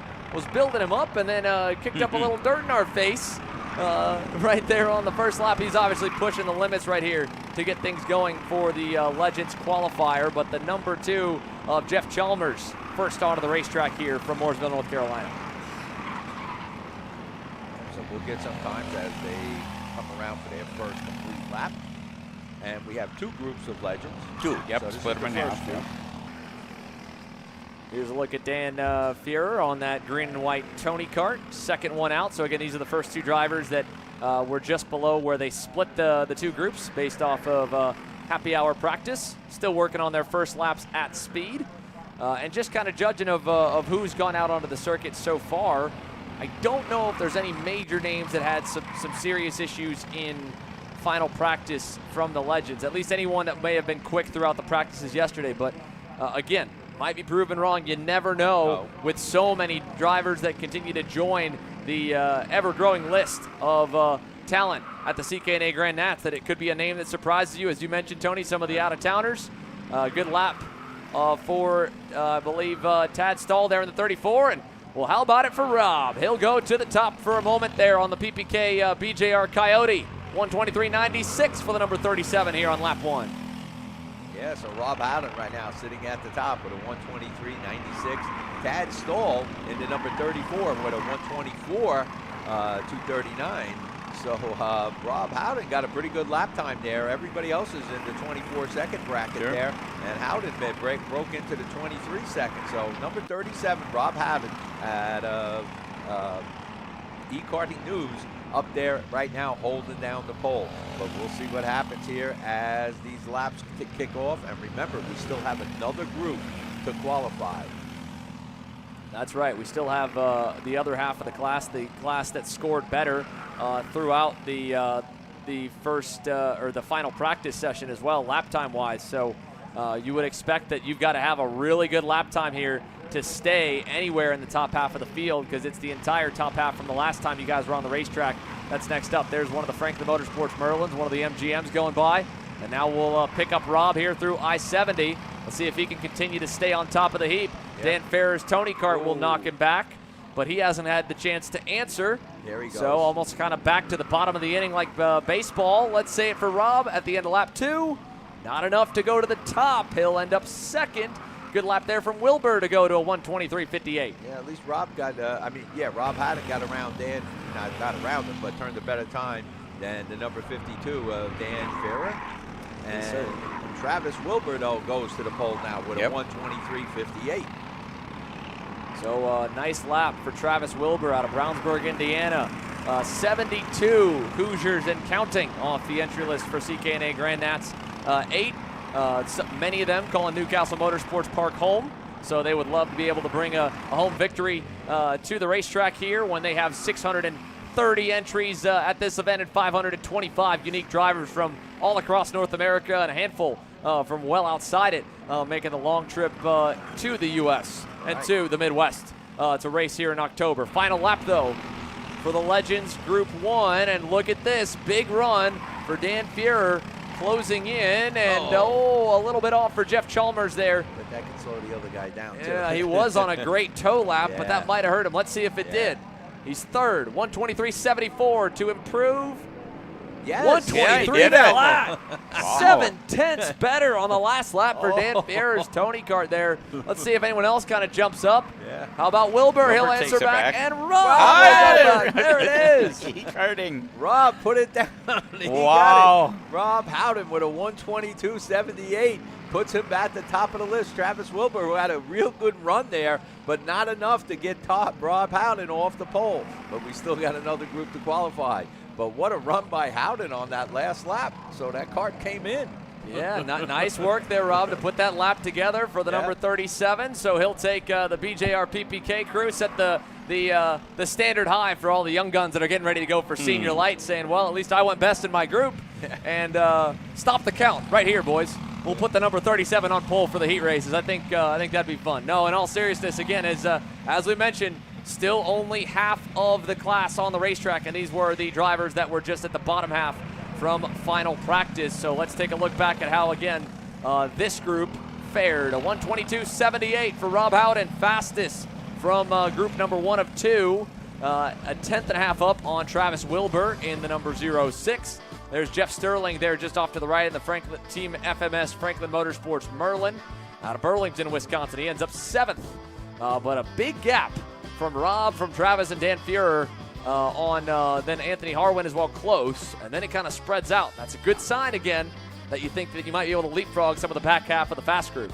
Yep, it shows that he does have a good lap time, like you're saying, and we'll see what happens when the fast group goes out. He might not be put that far back. Rob Haddon might stay up into the top 10. And this is the Legends class, sponsored by Race Suit Valet. Race Suit Valet. Oh, there it is. Right it's on there. the screen. We gave him some love. Yeah. So here's a look at some of the rest of the drivers from our first group, all the way back to Jeffrey Rivas. And then Tim Stiefel will be the first of many to roll from the fast group still to go. So halfway in, halfway home for the Masters, or the Legends qualifying, 50 deep.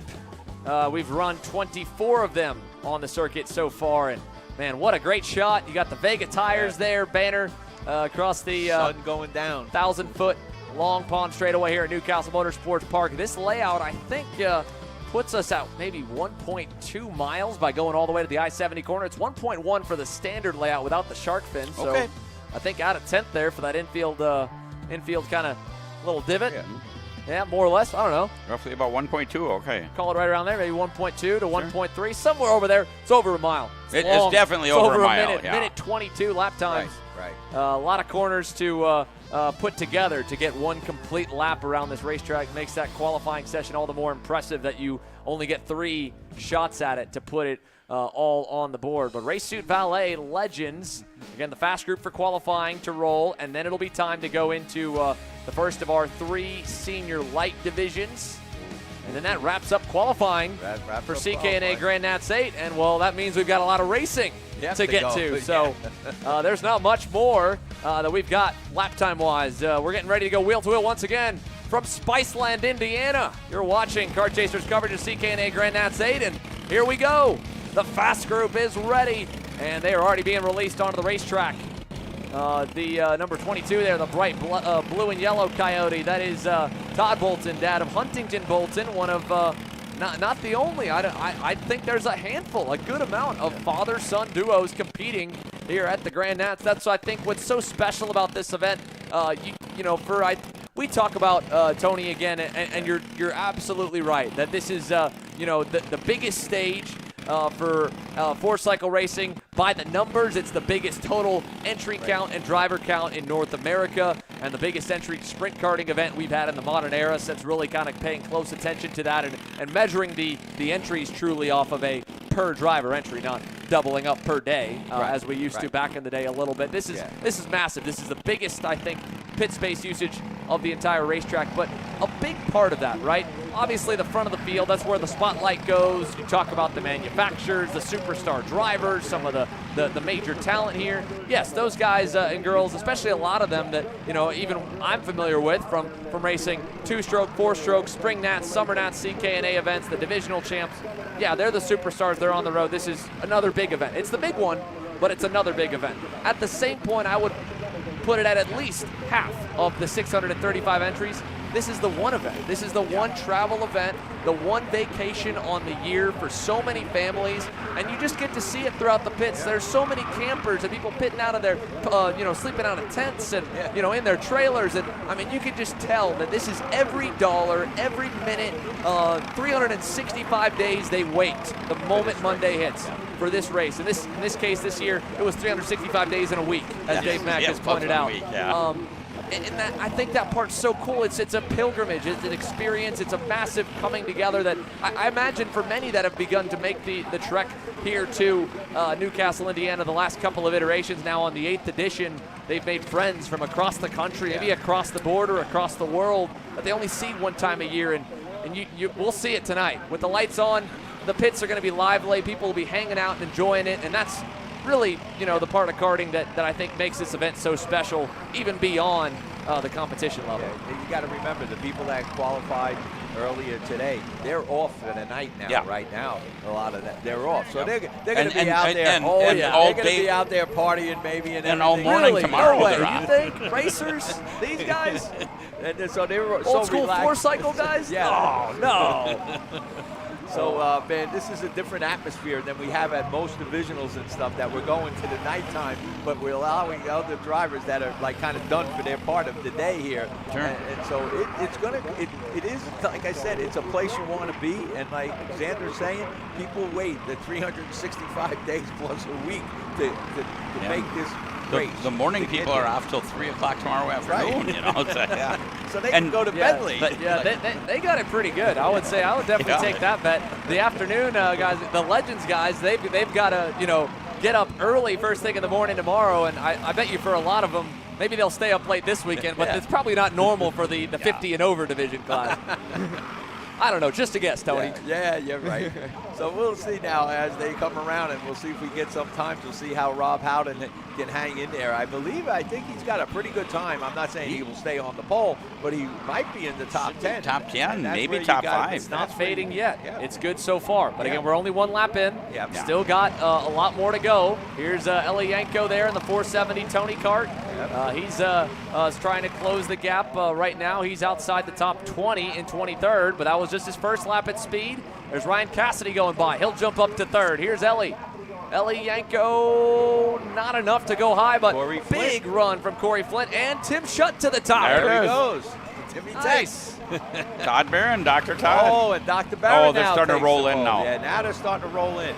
So Todd, Bolton. Tim, and Todd. 1, 2, 3. I'm sorry, we got 2 Todds there. Todd Bolton goes to the pole with a 122.64. Tim Schutt with a 122.74, and Todd Barron, Dr. Todd Barron in 3rd. Look at Jamie MacArthur in 4th. So Rob Howden drops to 5th. That's still a great position for starting in this race. Stephen Goebel in 6, Corey Flint in 7, Travis Wilbur in 8, Ryan Cassidy, I can't believe it, back in 9th, James Insco in the top 10. I think that Ryan Cassidy in 9th is temporary. You think Oh, so? yeah. I don't know. I don't Check know. out the Canadian Invasion, 4th, 5th, 6th. Jamie MacArthur, Rob Howden, Stephen Gable, now they're 5th, 6th, and 7th as Scott Falcone jumps up the board there. One of the longtime Masters karting drivers that had taken a major hiatus. He's back and aboard the Trackside Karting Services GFC. He'll go to 2nd on lap number 2 as we begin lap 3. Here's a look though at Cassidy. Check him out. The blue and white Coyote. Let's see what he does. What does he have to answer? It is. He does it. Bang! Oh, Yes. So Dave was totally right. I mean, Ryan Cassidy, I mean, It's not over. Shut to the top. Yep. Insco there. Here's the dock. J.D. Gunn now Look up at there, into 4th. J.D.. So good run by J.D. Oh, man, we have some major changes right at the end here. Jamie MacArthur still has yet to cross the line. So has Scott Falcone. Your top 7 have already run 3 laps. Oh, we got issues for the number 16 Roderick Racing Development entry. That's Doug Cook. He's off to the side there. 21st. Won't get to complete it. Here comes a couple more Coyotes to the loop. Let's see if anyone else has an answer. Stephen Goebel, good run. Yeah, he'll jump all the way to 3rd. Michael Wells, good run. Michael, way to go. Falcone will be one of the last ones to cross the line. Let's see what happens with Falcone. There he is, top of the screen. Check this out, big toe. Big toe, yep. Watch this. Did Scott Falcone get enough on the last lap to go to the top at the loop? No, sir. Nothing better on the time by. Oh, Must have caught a little bit of traffic. You saw there was another car right behind him.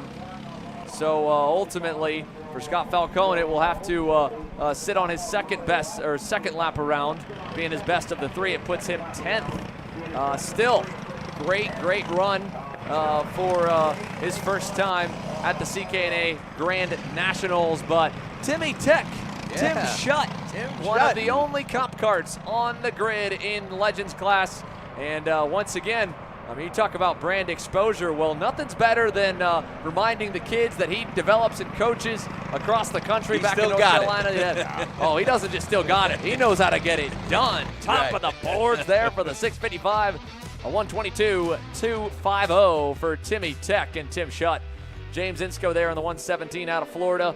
Of course, as well, on a side note, want to wish all of those watching along from Florida, if you weren't able to make it, or for those, we got a lot of Floridians that were able to get up here, but probably have a lot of family and friends back home affected by the hurricanes that have swarmed the state over the last couple of weeks, and the storms, and there's, I think, another one slated to head their way here in a week's time, so best wishes. There is just nothing but craziness there. We've lost one of our Kart Chaser members has to stay back.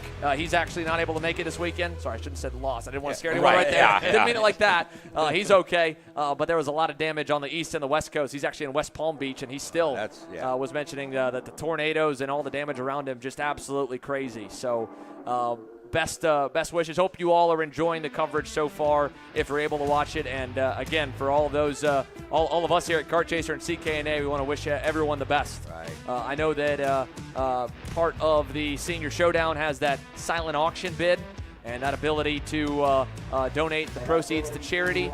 I would not be surprised to see something to go and benefit the storm victims, but I know also Greg Jasperson and CKNA, they've got a lot of great causes in mind to put that money towards. So again, these drivers, any of them listed right here that aren't locked in, folks, they've got that opportunity to make that bid over at registration for the silent auction. It'll close at 6 p.m. tomorrow night for them to bid their way into one of the final provisionals for the Senior Showdown Saturday night. Right. Dave? Yep. So I was just looking ahead here. Senior Lights, so we're going to be split in 3 groups. 3 groups. It's so big.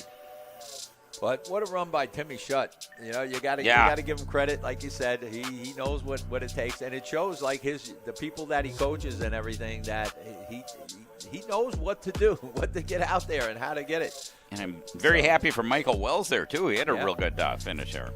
Yeah, I tell you, I couldn't believe that qualifying at the end. Senior Light getting ready to go there. That is the number 124 Coyote entry getting ready to roll right off the grid. What a cool shot here, and what a great angle with the light. I mean, this class, the light division, especially the first group, I mean, they might get the chance to kind of qualify into the evening with the way that practice is going to look here, because with the lights maybe turning on mid-session, talk about that, man. That would be crazy. I was going to say, somebody's got to turn the lights on pretty soon, or they're going to get caught behind. I wouldn't be surprised if that might be a bit of the holdup here. We're going to take this moment from the Sunset Hour to send it to a word from our partners. We'll be back with the final division to qualify here from the CKNA Grand Nationals 8 Senior Light. 3 groups when we return. Brandon, why are there all these charges for just over $200? I'm tired of all this branding business, okay? Branding this, branding that. Why are there all these expenses on AKR over $200? We know, okay? Take a walk with me. At Shop AKR, they have everything you need to start racing at a very cheap and affordable price. They have MXC rims, they got chains, electrical stands, tilt seats, they got MXCs. And if you didn't know, on top of that, any purchase in the continental US over $200, that's free shipping. Hey, aren't you supposed to be in the AKR Anonymous meeting over there? Dude, I'm doing a commercial. Dude, we have no time. It's about to start. Stop. We all love Shop AKR. Me? More than others.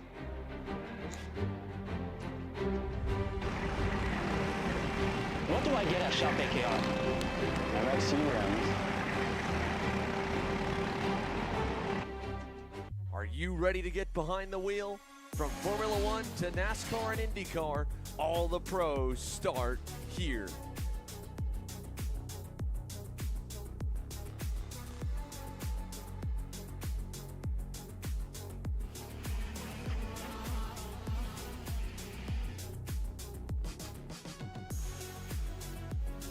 For more information, check us out online at mcckarting.com or call us and go racing today. Maryland USA, a top-level performance team with unmatched hospitality, offering a full-service driver development program with year-round testing available in Miami, Florida, and the official North America racing team of Parolin Racing Chassis. Chassis and parts available at ParolinUSA.com.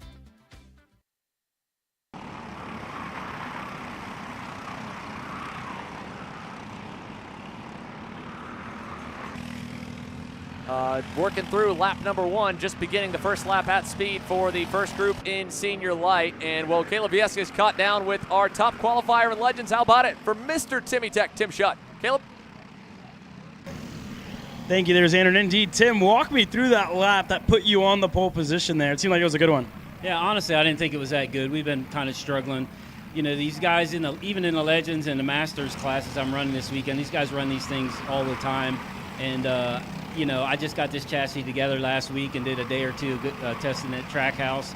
And so we're kind of behind the 8 ball, back there hacking on it, trying to make changes, make it better, faster, air pressure up, down gear, you know what I mean? I really didn't think it was that fast. When Ashley was like, hey, I need your picture, I was just like, did I do something bad? What do you need it for? She goes, oh, you got the pole. I'm like, oh, okay, well, that's cool. So, yeah, it was good. James was in front of me there, and I was catching just a little bit. I decided not to blow I-70 that time, and got off there halfway decent, and I guess, you know, came up with a pretty decent lap. And it's been 3 years since your last go-kart race. You were telling me, how is it to finally be back and off to a good start, it seems like? It's great. You know, the reason I like to do these is because when I'm coaching kids, it's good to remember how hard this is. You know, we're only on day 2 here, and even though I'm running 2 classes and pretty much pushing the cart and doing everything myself, I have 2 dads back there that are helping me. It's tiring, you know, and so it's good to remember, like, exactly how hard this is to do and to compete, to run up front, to be consistent, you know, to maximize your cart. And so I usually don't get to run these because we usually have clients, but this one I say, hey, look, I'm running this one. If y'all want to come, I'll give you a little discount on the price, but I'm racing. So that's how I ended up here. Well, there you guys have it from Tim Schutt. Your fastest qualifier there in Legends. Back to you guys in the booth. Thank you, Caleb, here, and across the line for qualifying in the Senior Light class. White flag in the air, 1 to go for this main pack of 3 that we're following. Again, this is the first group on the circuit right now of 3 groups that will qualify, and to the top for Chase Reynolds, Brady Eichhoff there to second.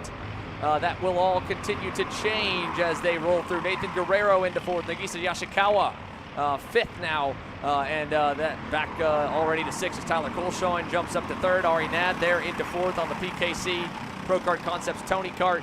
Lots going on here as the senior light drivers just slowly get underway. But so cool to hear from Tim Schutt. Again, right on par with what I was thinking there, Tony. Yep. Yes, he's a guy who works and has a shop, has a team, and develops all these kids, but it doesn't mean he gets to drive a whole lot himself. Yeah, I mean, whatever he did, I mean, I was watching him through practice and stuff, and he was definitely running decent. He wasn't a pole sitter when I was watching him and stuff, but he was definitely up there. And like he said, I mean, just things came together for him, and he got off that one good turn, and that helped him, and he got to the front, and that's what Timmy does, So it was good hearing him and how he, was kind of surprised himself that he was able to turn that lap and get that pole position. Now, Timmy's a guy that definitely knows setups and things like that, so the conditions are going to get changed, and I believe Timmy will stay right with it, and we might see him up front all night long. We'll see. White flag in the air now. Last couple of laps in for group number 1 in senior light. There you can see the yellows already waving down at the bottom. Samuel Go now to the top. Nathan Guerrero to 2nd. Move him back to 3rd. Yashikawa will move up the order. Tyler Colshorn will jump up. There's so much movement there. Our leaderboard's trying everything it can to keep up with it as well. Here's a look at a couple of drivers headed into the I-70 hairpin. One of the Mach 1 entries, one of the MGM entries. Big group across the line here. Checkers and a big lap from Brady Eichhoff. He'll go up the board. Samuel Go still holding. Chase Reynolds across the line will begin to jump up. It's a 120.28 for Samuel Go. And I think that may hold to the end of the session as the last few hit the line. Good lap from Rafael Kraus. I believe one of the Canadians that, Scottsdale, Arizona for Rafael. He's made it there. In that one. And we've got Chase Reynolds again 2nd. Samuel Gao in 1st initially from the first group. So lots to keep eyes on, lots to keep a look at it. Here's a look from group number 1 for senior light. So first of 3 in this absolutely massive division of drivers. Samuel Gao, a 120.288 quick time. Chase Reynolds, Rafael Kraus, Tyler Colshorn, Nagisa Yashikawa, Nathan Guerrero in 6th on the 558, Brady Eichhoff, Caleb Jarvis, Kami, and again, I don't know this group. No one really, I think, stands out crazily, but in terms of big names, having a bit of a struggle there. Brady Atwood goes from well inside the top half, top quarter really in Briggs Heavy and or senior heavy, and here in senior light in the first of the 3 groups, 12th of the 30 that have run so far. That's not the most promising when you know you got so many heavy hitters on the way. Yeah, I mean, Brady definitely seems to be running better in the heavy classes, and surprised to see him back in that position in this first group of qualifying. So it's going to be rough for Brady Atwood to, to get up through the pack. I mean, he's here right now. We saw him qualify in 12th, but that's going to change as the faster drivers come out and he starts getting pushed down.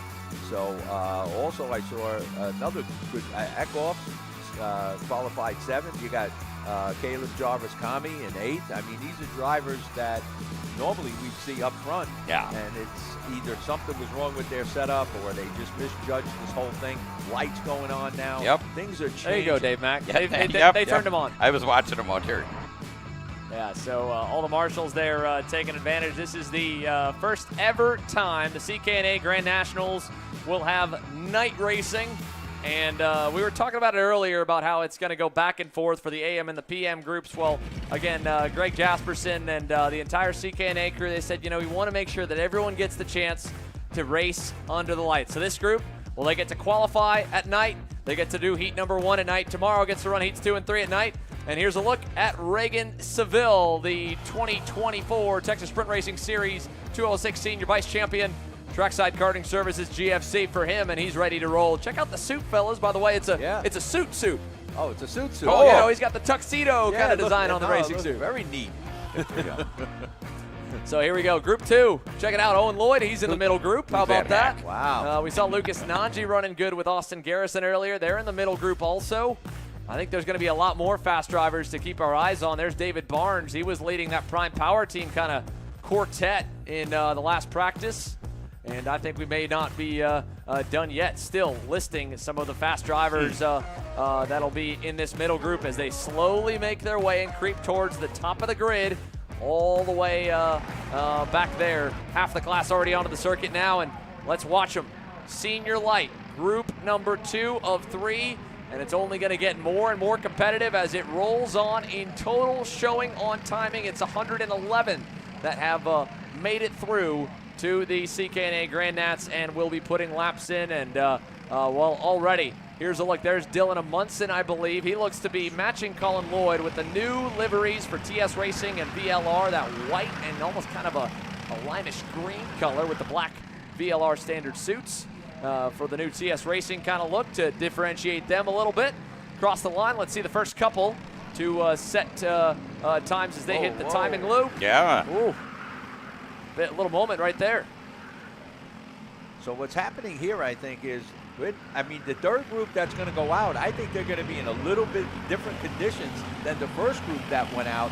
So we might see either some really good times turned or some really bad times that we thought that the faster cars should be turning. The conditions, I think, are changing very quickly because we're at that point in the day or evening that the conditions like switch. You're turning the switch off.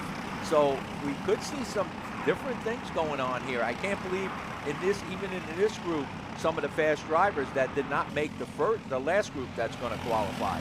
So it could but be like you said, it might be a bit of a blessing in disguise. Yeah, right. It could be a blessing in disguise, and that's what we're going to have to wait and see. I mean, really, calling the setup for this is kind of, I know it's going to be rough on the crew chiefs or the drivers to decide what they want to go out with, what's their settings, what do they want to go with, because the conditions, like I said, are changing, I think, rapidly at this point. It'll settle down, but right now you're at that point, you know, you're at like slack tide. You don't know what's going to happen.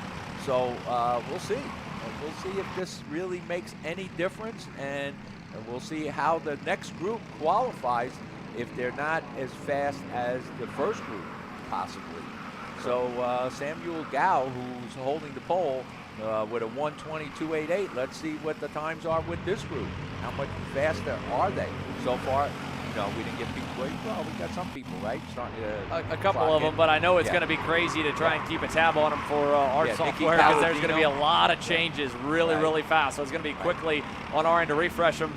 Following Brandon Jarsekrak right there. He's going to make a quick move there on the 367. And as you mentioned there, Owen Lloyd simultaneously to the top. Right. 120.22. First lap, beating Samuel Gal's third lap. Is the track going to be better or worse? Still to be determined, really. Now, let's see what happens. Right. Maybe the track will pick up. I mean, well, their setup will work for them as they get the tires warmer and you know, to get into the right groove here. But definitely, there's, I think, a lot of changes going on here. Owen Lloyd, who I would suspect would be in the next group, is in this group, but he still might have a good time that will keep him up there. Samuel Gao still holding on to an outside pole position. Chase Reynolds in third. And Raphael Kraus in fourth. Brandon Jarsekrat back in fifth. But let's watch how the next couple laps unfold because they could get a lot faster. Here's Ben Gaunt getting passed down at the end of the straightaway there by one of the MGM entries. And there's Jarsekrat going right to the head of the pack. Yep. So good lap for him. There's David Vasquez, number 52 VLR. Yeah, he's also somebody to keep an eye on. 20189 for Jarsekrak. I think somebody's going to hit a 19. Oh, yeah. I mean, they should. The next group should hit 19, but unless their setups are not right for the changing conditions that are out there. White flag is out, so one more lap. Let's see. Owen Lloyd goes back to the front, and look at this. Isaac Teed goes into second. Jarsekrat drops to third. Mo in fourth, right? David Barnes now moves up to fourth. It just keeps on changing, right? Jarsekrak third, David Barnes there fourth on that Prime Power team, Viral Art. You've got, of course, Lloyd still, Isaac Teed splitting them all up. That was a masterful lap from Owen Lloyd, though, that he put on lap number 2. I'd have to think with how many good drivers are in this group that it might have been a little bit of a toe lap, so I'm curious if Owen can back it up this time by the loop. Let's see it. Right? Yeah. Because he has been getting better every lap. As I guess, like I'm saying, his tires are heating up. He's getting a little more traction. Let's see what happens. Here they go to the line. Jarsekrak's had to climb through this entire pack. third right now, 120.189. Not going to do it. No, and 120.2, even slower there on that last lap. Didn't help. Lloyd still a 119.49 on lap 2, holding nice. Dylan Amundsen, he's going to jump up the board a little bit when it populates. He'll go all the way to second. Bump Teed to third. David Barnes still fifth. There's the updates there as they slowly, with so much movement all the way through the field. But a great lap from Isaac Teed to split up. Owen Lloyd does not better his time. Yeah, he slows down. I think that was a picture perfect lap. Yeah. He got something there, but let's see how that helps him. But you look at Samuel Gao, who was your pole sitter, who's only dropped back to 7th place at this point. So it'll be interesting what this next group does. Do they really get much faster than 119? We'll see. I'd be curious there. How about Isaac Teed out of New Brunswick, Canada, I believe, yeah, I believe so, for NB, unless that's out of Moncton, Nebraska, or Nebraska there, but I would think out of New Brunswick, Canada for the 727 of Isaac Teed, just to confirm it. So here we go. Well, let's take a quick look at what we've got so far. 2 groups in of the 3. Owen Lloyd, a 119.498. 2.5 tenths up on Dylan Amundsen's TS Racing VLR. Isaac Teed there third. Jarsakrak fourth. David Barnes fifth on the 302. Logan Ploder. Samuel Gall still holding on pretty nice, considering there were another 30-plus drivers in that second group. Right. He withstood the fire from all but 6 of them. Right. In the 333, David Vasquez almost able to make it 7, beating Samuel Gall at 7,000 shy. Yeah. Reagan Seville there on the TKS GFC 9th. Chase Reynolds, the top 10. Hunter Cole, Jaden Krause, Jack Grote, Cameron Estes, Rafael Kraus, top 15. And last look on down the rest of the board before we go back down to pit lane for our last qualifying session from Grand Nationals 8, presented by Odenthal Racing Products and Zamp Helmets. New suits, a little more red, a little more flair for the PPK BJR crew. There's Paulie Massimino on screen. And, well, we're going to recognize a lot of big names here. How about last year's senior medium champ, Christopher McKeithen there on the 19. Going on back, the Racing Cajun Cameron Reed's ready in the 609. Sawyer Chambers Josie Chambers. Mix up. Apologies to Texas crew. Josie Chambers there in the Intrepid, ready to go. And on back, well, we got a lot more. Here is the 664, another one of the many BLR entries that have transferred through to the fast group. Of course, wanting to give love to everyone. That's Cade Godby here. Remember, he was so quick in senior medium earlier today. Cade looks good in happy hour, I believe, in senior light out of Bakersfield, California. Just behind him there, one of the JMF Racing factory karts. How about Josh Conker, who was good in his final couple practices? The Canadian spends more times with 6 gears on his go-kart than with 1, the shifter driver. And then behind him, there's a look at the blue, green, and black. MGM, Caleb G. Talked about visors. He's got that amber visor on for you. How about that, Tony? He was listening. He was wanting to make sure he had some good vision. I see Hudson Brown on the other side, getting ready out there. Did he listen to you? Did your grandson listen to you? Change the clear visor? My son doesn't listen to me. You want my grandson to listen? Yeah. Well, here we go. They are ready. Engines fired, ready to go. You can see Josie Chambers on the Intrepid pulling out. Josh Conker, Caleb Gaffera. This is the fast group. These are the top drivers from final practice earlier today. And they're going to begin to space them out onto the racetrack. That's Jared Clark there in the 16. How about Henry Wheeler and Ian Quinn? And, ooh, look at that. Yep. The Steel Motorsports Bureau Art boys, they were able to get kind of near each other right as they rolled off. Jackson Wolney there, James Overbeck. Those 2 teammates, they'll be near each other. Might be able to help in a little bit. Jordan Pryor, one of the last ones to transfer in. Same with Colin Warren. That looks like a painted helmet. Did Colin finally get himself some paint slapped on his lid? It's only been, what, 15 years of electrical tape? How about that? Scott Clayman, one of the last ones to transfer. Aiden Rudolph as well out of Houston, Texas there on the CRG number 9. So CKT, Senior Light, qualifying 111. We have run a ton already. It is going to be a lot to keep up with. 67 so far have turned a lap, and we are under the lights officially here. Sun down behind the tree line, Dave Mack. We're night racing, or right now, before we get to racing, we got one last night qualifying session. Yep, and it's getting bright out there. Them lights are very, very bright. I don't know how it's going to affect the drivers out there. I've got the window open here, and it's shining right in at me. Yep. And they're pretty intense. Oh, I don't know, Dave Mack. I think whether they can see or not, they're going to run into each other either way Yeah. here. We know it's the Grand I'm sure Nationals. you're There's a right. lot on the line. So right now it's Owen Lloyd. That's the person you got to beat Yep. with a 1:19.49.8. Dylan Amundsen in second place there in the outside pole with a 1:19 also 7.66. They are the only two drivers in that last group, or right now running in the 19-second bracket. But I can guarantee some of these drivers will pick that up. Maybe not in the earlier laps because of the conditions changing and their tires having to get a little more heat in them. Well, we'll see. We'll see what they went out with. And will it make a big difference? Or did the other people that went out a little earlier have the advantage?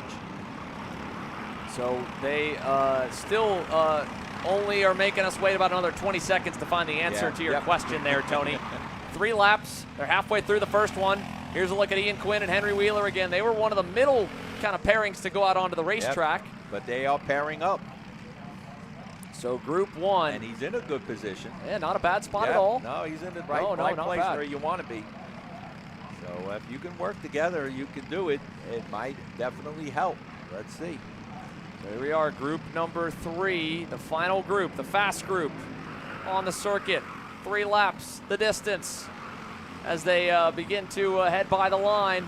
Owen Lloyd, a 1:19.49, time to beat. First one into the top 10 out of the fast group. It's your boy, Hudson Brown. 1:20.282, still 8/10 to find, but at least into the top 10 off the bat here. And it'll slowly update. 7th for him. James Overbeck up to 10th. He'll move forward. Here's a look at the 664 VLR who we were checking into on the grid before we went green here with qualifying, as more and more of the 111 continue to trade spots, up to 99 that have hit the timing line so far, but only Overbeck and Hudson Brown in the top 10 off their first lap.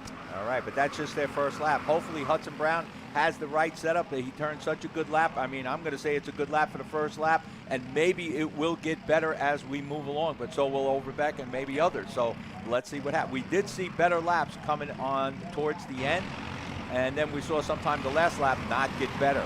So it's somewhere in between, and this could be the fast lap coming up for a lot of drivers. Owen Lloyd still holding on to the pole. Check it out, white flag in the air. Like you said, this could be the big lap. Let's see it. Hudson Brown trying to close in. That's the VLR engine, the 664 we saw earlier.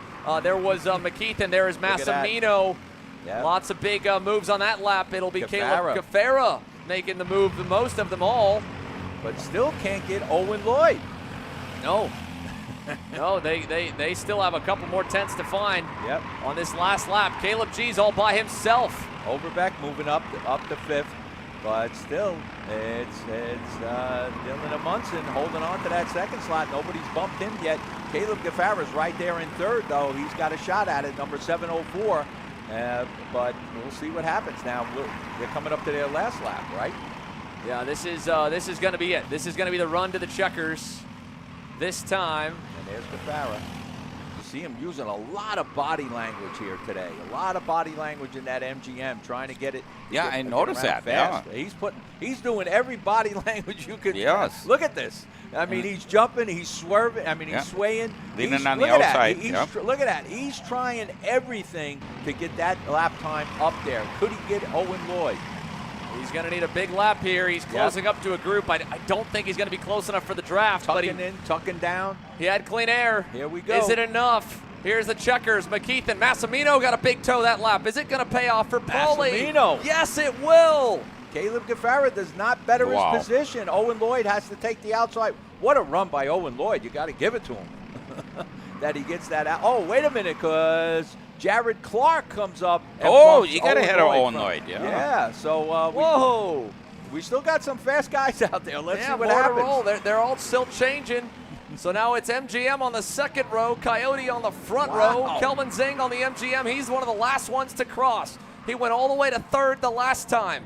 He's 5th right now, still holding, still yet to cross, I believe. So Massimino and Jared Clark on the top of the board. Will it stick? Still waiting on Kelvin. A last lap from Lucas Nanji on the Kart Republic into the top 10 or top 5. The Canadian moving up late. No, Kelvin Zing six. Yep. Yeah. It will not go any further for Kelvin. Well, Paulie Massimino shows his experience. Oh, he does it. Yep. And pulls to the front. with Jared Clark, also part of the team there, pulling up into second. Owen Lloyd, I got to give him credit being in that second group, really. Getting that third spot. Caleb Cafara getting the fourth spot. He tried everything to better his time, but some of these faster drivers kind of pushed him back to that fourth spot. Unreal. So we'll see what happens here in this senior light being brought to you by CKT Engines. Oh, man. What an awesome run for Jared Clark to complete an all Brandon Jarsacrack Racing Precision Performance Karting front row on that very last lap at the last second at the 11th hour. The senior rookie to the front row of 110 plus. And alongside Paulie Massimino, who I mentioned earlier, fellas, that it seems like for Paulie, this event has always been a little bit rougher to him at the start, and then he ends up being able to get towards the front by the end of it all. But it's very rare, I think, that he's had this good of a start in both of the classes he's entered, senior light and senior medium. Pole and light, top runs in senior medium with a great run in his opening heat race of the split. Owen Lloyd, again, mentioned he could have had a 2 out of 3 run. Well, he ends up third. That ain't bad. No, not at all. No, not bad at all. I mean, unbelievable there. And Paulie really, like I said, showed his experience and came back and took the pole away. But they're running at a pole they're very close to top. And look at that, like you said, BJR top 2, and then you got MGM in the next 3. It's going to be a fun one for sure when we split them all up and run some massive heat races of 50 plus. Let's go down to the scale area with Caleb. He's caught up with our second place qualifier. What a run for Jared Clark. Thank you there, Xander. And I actually broke the news to Jared, and you didn't believe it there. How was that lap? Did you know, or did you feel like it was quick enough to put it up there on the front row? I felt like it was definitely up there. Going through the lap, I didn't really think that it was going to be all that good. Halfway through the lap, I thought it was like 3/10 down, and I kept pushing hard, and I maybe got a little bit of draft right there on the backstretch with all the people battling in front of me, but I didn't know that it was going to be that good. I wasn't expecting that. And walk me through what it's like out there as well. It's the first time that we've raced under the lights here. What's the visibility like? What's the track like at this hour of the night? Right now, I feel like it's pretty good. Probably one of the best states it's going to be. Under the lights, it's not hard to see at all. I have my tinted visor on right now. Not at all, but maybe when it gets a little darker, I might have to change that up. But track hasn't changed, but when the sun goes down and the lights come out, it's pretty fun. Well, there you guys have him, Jared Clark, a smile on his face because he just put it on the front row alongside Paulie Massimino. Back to you guys in the booth. Thank you, Caleb. We've got a short break in the action, folks. It also allows us to kind of transition on over to the members-only live feature for all of the divisions you just watched qualify and practice. But they're racing under the lights for heat number 1. So, again, that's up in about 10 minutes' time, 7:34 p.m. Eastern, 4:34 p.m. Pacific. And we'll run till about probably 9:30, 9 o'clock tonight. We're pretty much right on schedule with exactly where we need to be. Tip of the hat for the awesome officiating team to handle 635 entries and get through the day with just one rotation to go. And they have managed it extremely well, even though I can only imagine the chaos from the inside. Well, I don't even have to imagine. I was in and out of timing trying to get my timing chaos underway, and I could see how much hard work's going on. There is so much behind-the-scenes effort that it takes to pull off an event of this magnitude, and every year it just gets a bigger and bigger and bigger ask and a bigger and bigger order from the hard-working crew. So if you do see a CKNA official, and definitely thank them. Definitely thank them. I get it. You may not have liked one of them because you think they called a penalty on you or they didn't. But a lot of them aren't involved with that, and they are working their tails off to make it where you can have a fun weekend in Indiana racing the best 206 and 4-strokers in the world. Working these long hours and the first time working under the lights. So interesting, and how CKNA is handling this whole event. You're right, Xander. Well, that's it. Again, countdown to green. 9 minutes. We're going to take a little break. We'll be back with the green flag to kick things off for all of our heat races for the night groups. First time ever, CKNA Grand Nationals 8, presented by Odendahl Racing Products, is racing at night.